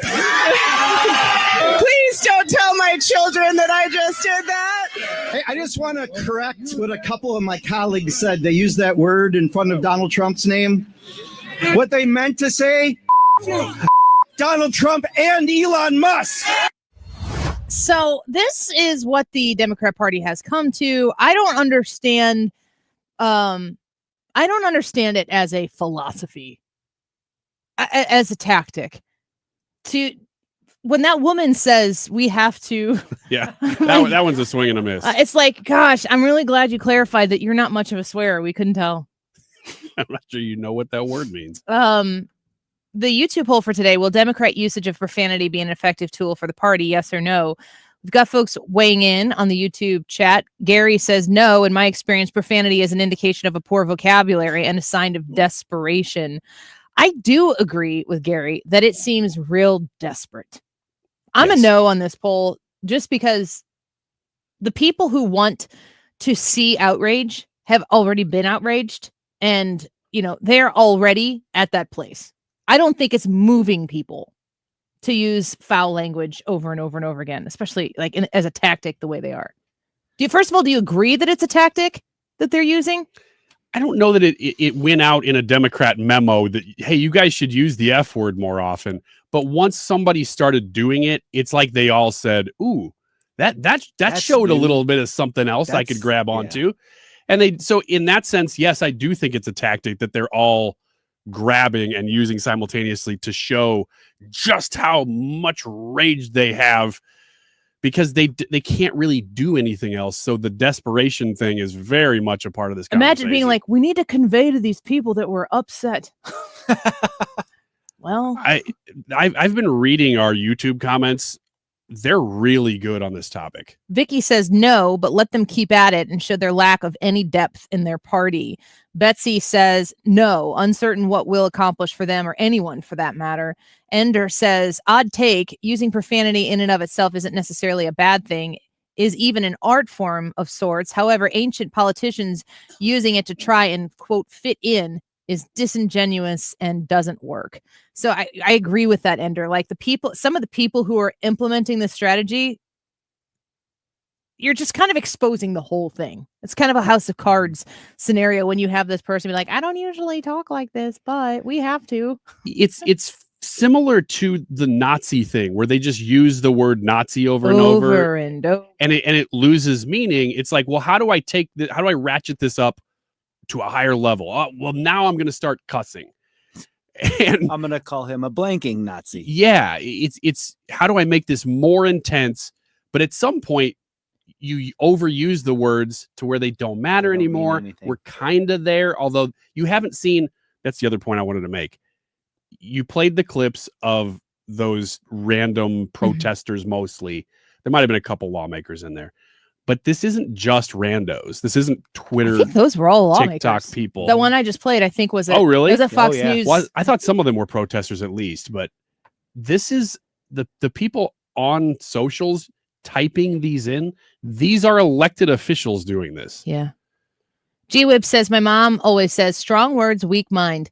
If you have a weak argument, you try to make up for it with strong language. Great comments. Mm-hmm. Great comments. Pon said, I spent my entire life around jocks, active military, veterans, construction workers, truckers, and bikers. I'm actually offended to hear my so-called leaders talking like that. Uncle Dean watching on Twitch. Thanks for picking us up there. I feel profanity reduces a civil discussion and applies a lack of self-control when it comes to emotions in a public forum. He said the E word there, emotions. Like, this is so emotionally driven. And that's what, to me, it's, this is probably a character. I'm not going to say probably. This is a character flaw on my part, but I discount emotions so much as an analytical thinker that I'm just trying to get to the substance of the matter. And then I will train my emotions based on what is real, not what I want to be real. But there are people who are very much so deep seated in emotions, and they get emotional about something, and then that just drives them straight off the cliff, but flailing the whole time. I don't want to be a part of that at all. I think it was Ender that said this, that profanity can be used almost as an art form. Yeah. I get that. It's because it's not as if we're saying, I don't think I'm speaking on behalf of you guys, but when you hear profanity, you go, oh my gosh, I can't believe it. It's just that when it becomes so constant, it doesn't really mean anything anymore. It's like if a politician uses it very sparingly, or a public official uses it a little bit, like you're putting salt on the potato, it can actually add a little bit to the message that you're using, but it has to be sparing. If you just delivering salt on a plate, it's not going to taste very good. And natural too. I mean, to tell people like, you need to use this charged language. If you're trying to work it in. There's another post that I've seen floating around social media. I've seen it posted several times. And it's got a picture of a bunch of House Republicans. It says House Republicans that voted in the Judiciary Committee to allow President Trump to deport U.S. citizens to foreign countries. Have you heard from anybody? Have you read anything from people in your life? Have you seen anything that talks about how Trump is now going to deport U.S. citizens? I've heard people on the left referring to it a little bit jokingly, but I couldn't tell whether they were saying it jokingly because they're trying to bring it up without making the room too heavy, and they believe that that's happening. So yes, the answer to your question is yes, I have heard that. Have you? I've heard it in the sense that you're next. You know, if they'll send this person away, what's going to stop them from coming for you? And it's not in a joking way. It's like people like your Ana Cabrera types and that sort of thing. Like he's sending this Maryland father out of the country without due process. He's an El Salvadoran father. Just yeah. And they're like, American citizens will be next. He's already talked about that. He's going to do it. The first paragraph in this post, let me see how many times down here. I got to look at the original post. The first paragraph is every Republican on the House Judiciary Committee voted unanimously to advance a bill to the House floor that would make it legal to deport U.S. citizens. Every Democrat on the committee voted against it. Now you go to PolitiFact. Now PolitiFact is never going to do the Republican side a favor. Correct? Right. Do we agree on this? I don't know enough about them. Well, it starts with a quote from Eric Swalwell from April 30th of this year. Republicans just voted in the House Judiciary Committee to allow Trump to deport U.S. citizens to a foreign country. It's rated mostly false by PolitiFact. And then it gives you this, if your time is short, it bullet points why they said it's mostly false. And for people like us who cover the news and Capitol Hill and stuff with some regularity, this just really grinds my gears. I'm going to read straight from PolitiFact and then we can discuss it. Democrats sponsored a House Judiciary Committee budget amendment that would have barred federal funds from being used to deport U.S. citizens. Every Republican on the committee voted against it and the amendment was defeated. So the Democrats put an amendment on a bill that said you can't use federal funds to deport U.S. citizens. And the Republicans voted against that. The next bullet point, the Republicans' vote against the amendment didn't hand President Donald Trump the legal right to deport U.S. citizens because you can't deport U.S. citizens. So for the Democrats to try to put an amendment on a bill to say, do not use federal funds to deport U.S. citizens, and the Republicans to be like, we're not deporting U.S. citizens, we're not doing that. Then the Democrats take that and contort it and prey upon emotionally driven people who are good, loving American citizens who have a heart for people who are here, potentially illegally, a heart for people here who look like they're not white Americans, and maybe they've expressed some fear or trepidation because they feel like they're in the crosshairs and they absolutely shouldn't be, and they are U.S. citizens. The third bullet point on PolitiFact saying current jurisprudence bars the deportation of United States citizens. Overturning that would require the United States Supreme Court, not just one committee of one chamber of Congress, to act. There is not a deportation of United States citizens happening. And these Democrats, these absolutely dishonest, Swalwell Democrats, are creating mini crises for the purpose of talking points to get under the skin of, in my opinion, bleeding heart liberals who mean the best. They're kind, good people. But they're spoon-fed these things that say Republicans are voting to deport U.S. citizens. And that's not anywhere near the actual fact of the matter. But it swirls around on social media, gets shared in groups where people know that less informed people are going to see that a congressman like Eric Swalwell, in this particular instance, have said this, and they think, well, they're in Congress. This is a shame. Can you believe that? Donald Trump is trying to deport U.S. citizens. The closest thing that has happened to something like this is the president's suggestion that we would take our worst of worst United States criminals and jail them somewhere else. It's this kind of stuff that makes people go to their corners because you can't. I mean, it's our job, so we do. Look into all of these things. That's exactly what you're doing right now. You're exposing something that's a talking point that's out there and saying, look, this is what's really happening. But if that's not your job, how do you keep up with the amount of, in this case, not just misinformation? You put but your in this hands over case, your ears and you just say, I'm not listening to anybody. Well, what you do is you find your side, you find a couple people, usually your team color, Yeah. and you go, well, they're probably telling me the truth, so I'm going to believe them, which isn't always true. It's a shorthand to get to where you kind of can believe something that's coming out so that you're informed. But it's so unfortunate because what you just read is a complete betrayal of people's trust. Mm-hmm. But it's calculated. Yes. It's intended. It's not a passive thing. It's not an oversight. It is intentionally, like, think about this. The people in your life, you're somebody listening right now who's probably, most of you are on our side of the aisle. You probably voted for Trump. Some of you listening reluctantly voted for Trump. Some of you knew that Kamala Harris was going to be a disaster and just didn't vote for the president, whatever. You guys care. You're listening to this station. You care. You're more informed than most. You hear what we say. I read off that post that someone put on social media that got sent to me about, Annie said she wasn't upset about President Trump's Pope Trump picture. Would she be upset if President Trump posted a picture of himself as Jesus Christ? And the answer is yes, I would be upset by that. And I would say so. And I have no problems doing that. But when you see the seed being planted to say that Donald Trump is trying to deport U.S. citizens, it's not even just one time. It's not even just this thing. This is an intentional effort to, I'll use their word, so disinformation. They're trying to make you believe something that's not true because the result of that emotion that grows politically benefits them. They're lying to you. They're deceiving you so that they can gain political power. Listen, if they want political power and they disagree on policy, just do it honestly. Just disagree with the policy, but don't play these stupid games that cause good people to not understand what's real and true. And like you're saying, like we do this for a living and we got to dig this stuff up. I love to get messages from people who are like, my friend said that this is happening. Is that true?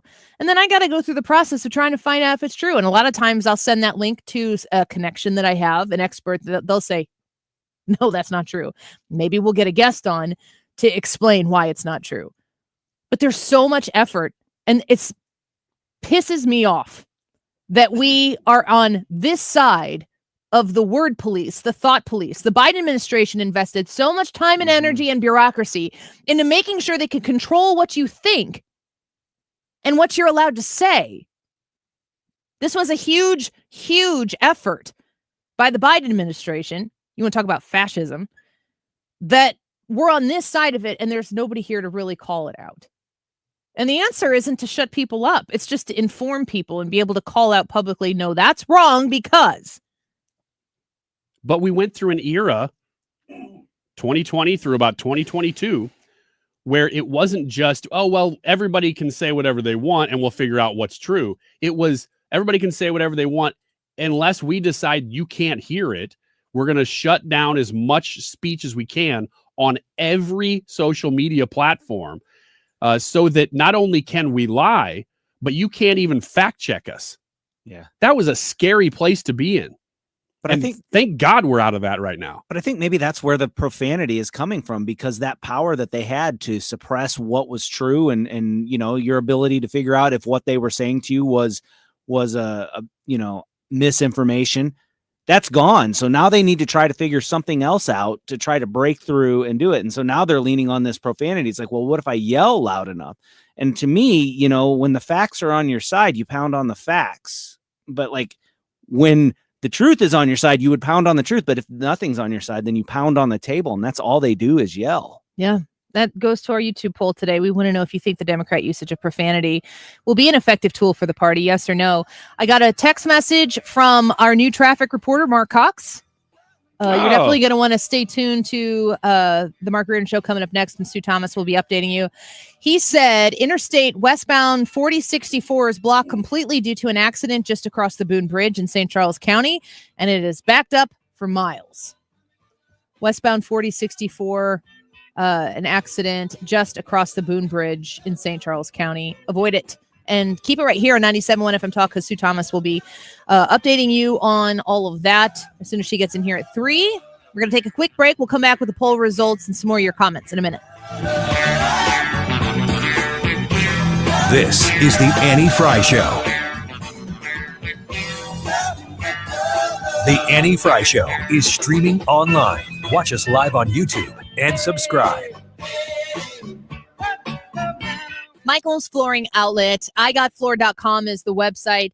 Your shopping process can start online. IGotFloor.com. Did you know that you can schedule an appointment for them to come to your house? And they'll help you answer all the questions that you need, get great measurements so that you can have a really good quote on what you can expect to pay for this quality furniture, flooring, not furniture.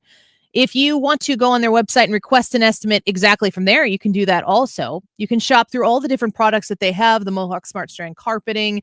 I've talked about this for years, about the carpeting in our upstairs. It really needs to be replaced. My youngest is 3. We're getting to the point where I might be able to replace it and not immediately destroy it with the 4 kids and us all living in the upstairs quarters. If it's time for you to make a flooring change, it could be residential, it could be commercial. You want to go to Michael's Flooring Outlet to work with a locally owned, family-owned business, 30 plus years in St. Louis, working with people exactly like you. They've got 3 locations around the St. Louis area, but it can all start online as well at Michael's Flooring Outlet, IGotFloor.com.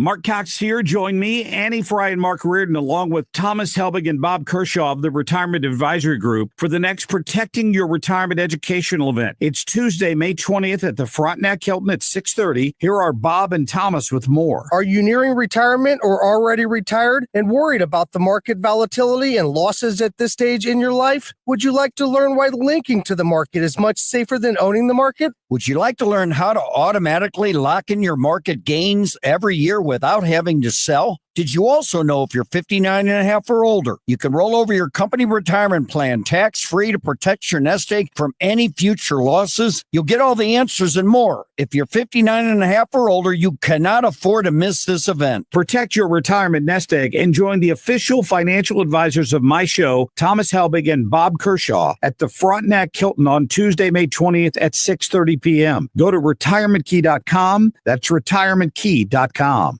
If your credit card bills have gotten out of hand, call Consolidated Credit now. If the interest rates on your credit cards are so high, it'll take years to get out of debt. Call Consolidated Credit now. They've helped over 10 million people without destroying your credit. They can reduce your interest rates, lower your total payments up to 50% to get you out of debt fast. For a free consultation, call Consolidated Credit now. The program works. Call 800-210-4298. 800-210-4298. 800-210-4298.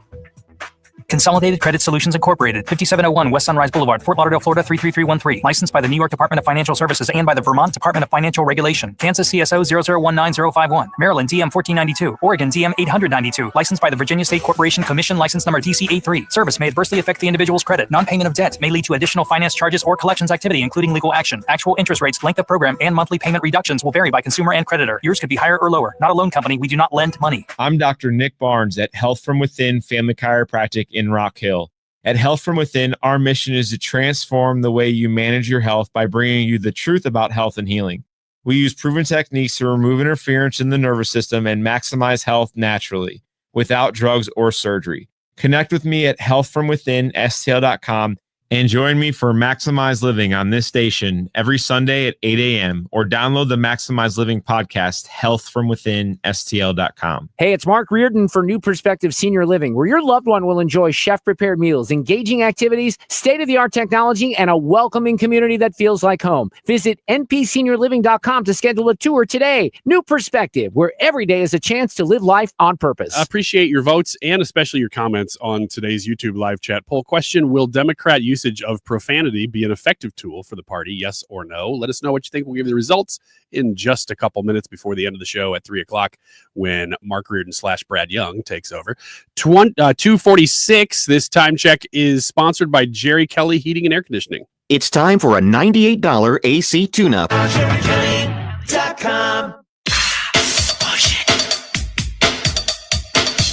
You're listening to The Annie Fry Show.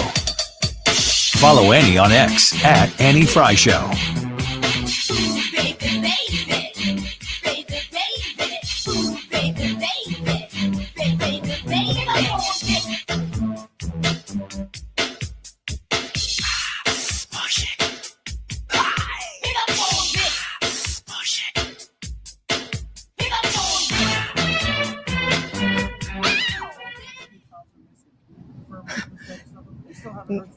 No, the FBI. Yeah, the FBI, they're reviewing, there are tens of thousands of videos of Epstein with children or child porn. And there are hundreds of victims.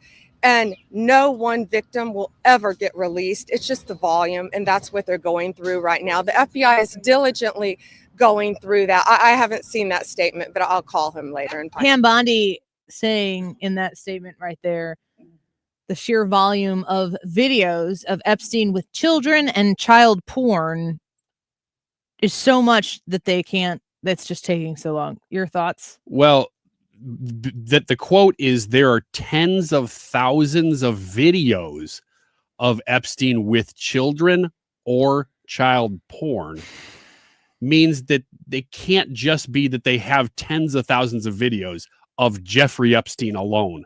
That's probably what that's taking so long is A, they got to protect the victims. B, they got to figure out who all these people in these videos are, because I'm sure it's not just him. If it is, that would be unbelievable that all those videos would just be of Epstein. You can't just put those videos out there. Yeah, no. This is a big deal. Obviously, the FBI has had this for the entire Biden administration, and this work should have been done. I get that it takes time, but this should have been done a long time ago. It's so awful. It's terrible. When we did that poll before the election happened, it was like, which conspiracy do you want to know the answers to the most? We had 4. One of them was assassinations, which included JFK and the attempts on President Trump's life. One was the COVID origins, like everything involving COVID. Another one was the election, 2020 election. And the last one was the Epstein files and all of this child sex stuff. And that's still the one I want to know the most. I want everybody exposed. When names are thrown around like, oh, this person was involved, and just because your name was attached to some sort of flight log doesn't mean that you were. Well, let's figure out who's who now so that we can know. Like, I don't want to spend a penny on a movie starring somebody who's doing this stuff. I want to know where my money is going. You know why this is encouraging to hear too? And you were just there. This is right where you were, Annie, last week, where Pam Bondi is standing. Is that great job, Ethan?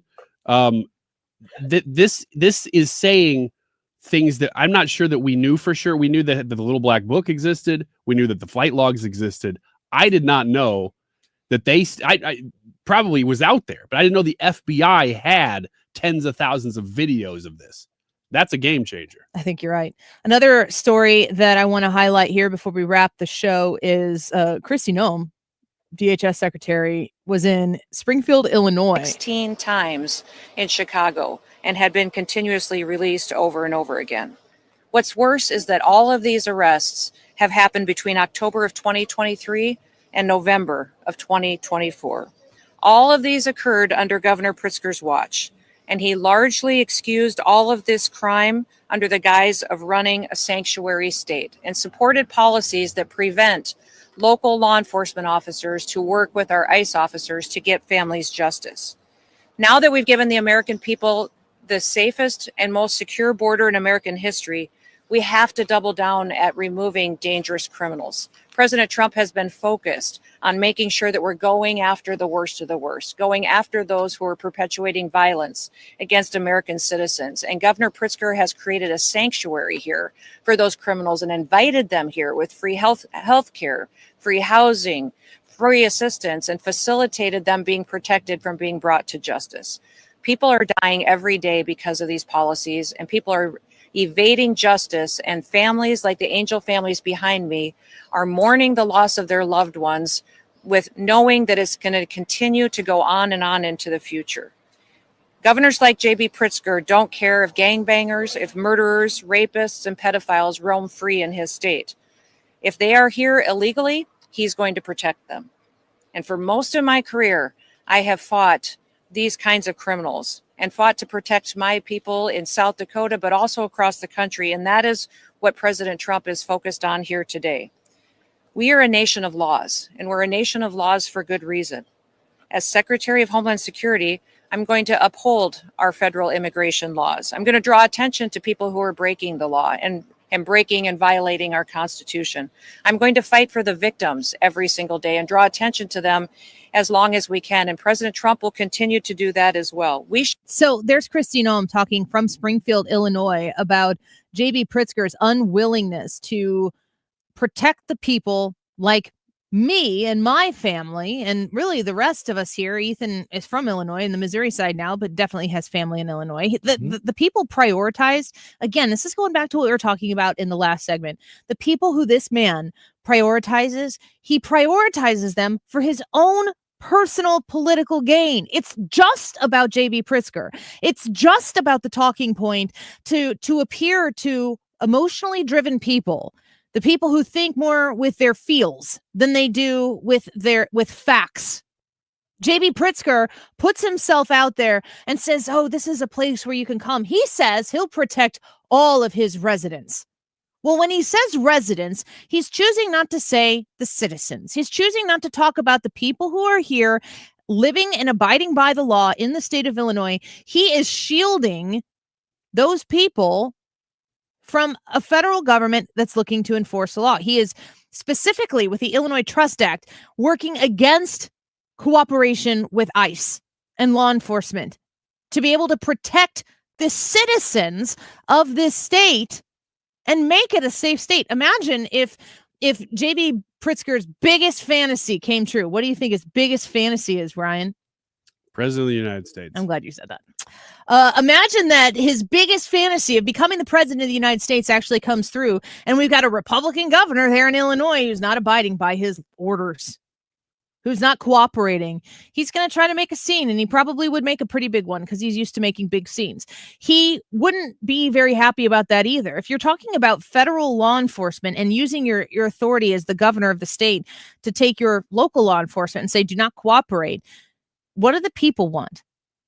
And the people moved 9 points in the direction of Donald Trump in the last election. J.B. Pritzker doesn't care. I would like to know, I'm calling on J.B. Pritzker to tell us what his intentions are as to whether or not he wants to run for a third term for governor. Oh, gosh. Crap or get off the pot that you moved and located to another location. Yeah, but I could have said the other one, and it would have gone really well with the poll today, but I can't. I'm not allowed to. Are you suggesting that he go to the bathroom in one of the toilets that he put out on his lawn? Yeah, I think that'd be great. If the photographs exist, his career's over. It's probably not. I'll just pay to flip the script. The YouTube live chat poll for today. Ethan, you want to set it up? We'll go around the room and tell you what we think, and we'll get to the results. Yeah, the poll for today: will Democrat usage of profanity be an effective tool for the party? I say no. I say blank no. Heck no. Heck no is what I meant. No, I've never seen anybody crash out and bring somebody along with them. Ethan? By golly, no. Gee Willikers. Is that where it's my turn now? You can give us the results. 236 votes on the YouTube live chat poll. Will Democrat usage of profanity be an effective tool for the party? All four of us said no, and the majority of the people agree with us. 92% say no. 92%. Yeah, it's kind of tired and old, and I can't imagine. I don't know where you pivot from being foul-mouthed about things, but we're going to have to see soon. They probably have until September, October before things start to get really serious about the midterm elections, which is really when we need to see the Republicans get those big things done, like the big, beautiful bill. Get it done, get it out of the way so it doesn't have a factor in the midterm conversation. We appreciate you being with us today. Come subscribe on the Annie Fry YouTube channel. We need less than 100 to get us to 12,000 subscribers. Annie Fry on YouTube. Would you subscribe? Keep it right here on 97.1 FM Talk. Of course, The Mark Reardon Show next. Let me tell you one of the reasons I think we became the largest injury firm in the world, and it's not even close. I'm John Morgan of Morgan & Morgan. My wife and I had a plan early on. In our firm, our lawyers only work on certain types of cases. Our products liability and dangerous drug lawyers only work on those cases. Same for car crashes, workers' compensation, medical malpractice, and insurance disputes. Our thinking is for these lawyers to focus on one area of the law and live it and breathe it. Power comes from knowledge. Many lawyers do everything, jack of all trades. not us. And we don't charge an hourly rate. You only pay us if we win. If you want to hire us, it's easy. Dial Pound Law on your cell phone, pound 529, or visit forthepeople.com on your phone or computer from the comfort of your own home. Let us get to work for you. Morgan & Morgan, forthepeople.com. Injured? Dial Pound Law or visit forthepeople.com for an office near you. Don't get lulled into believing the IRS is getting soft. It's just the opposite. Hi, this is Lance Story with the Lance Story Law Firm. We are being told by IRS collection officers that their higher-ups are demanding that they get more aggressive than ever. So don't ignore them any longer. Level up. If you have unfiled returns, unpaid taxes, levies, or liens, call the Lance Story Law Firm today and let us get between you and the IRS. We'll protect your rights, including your right to appeal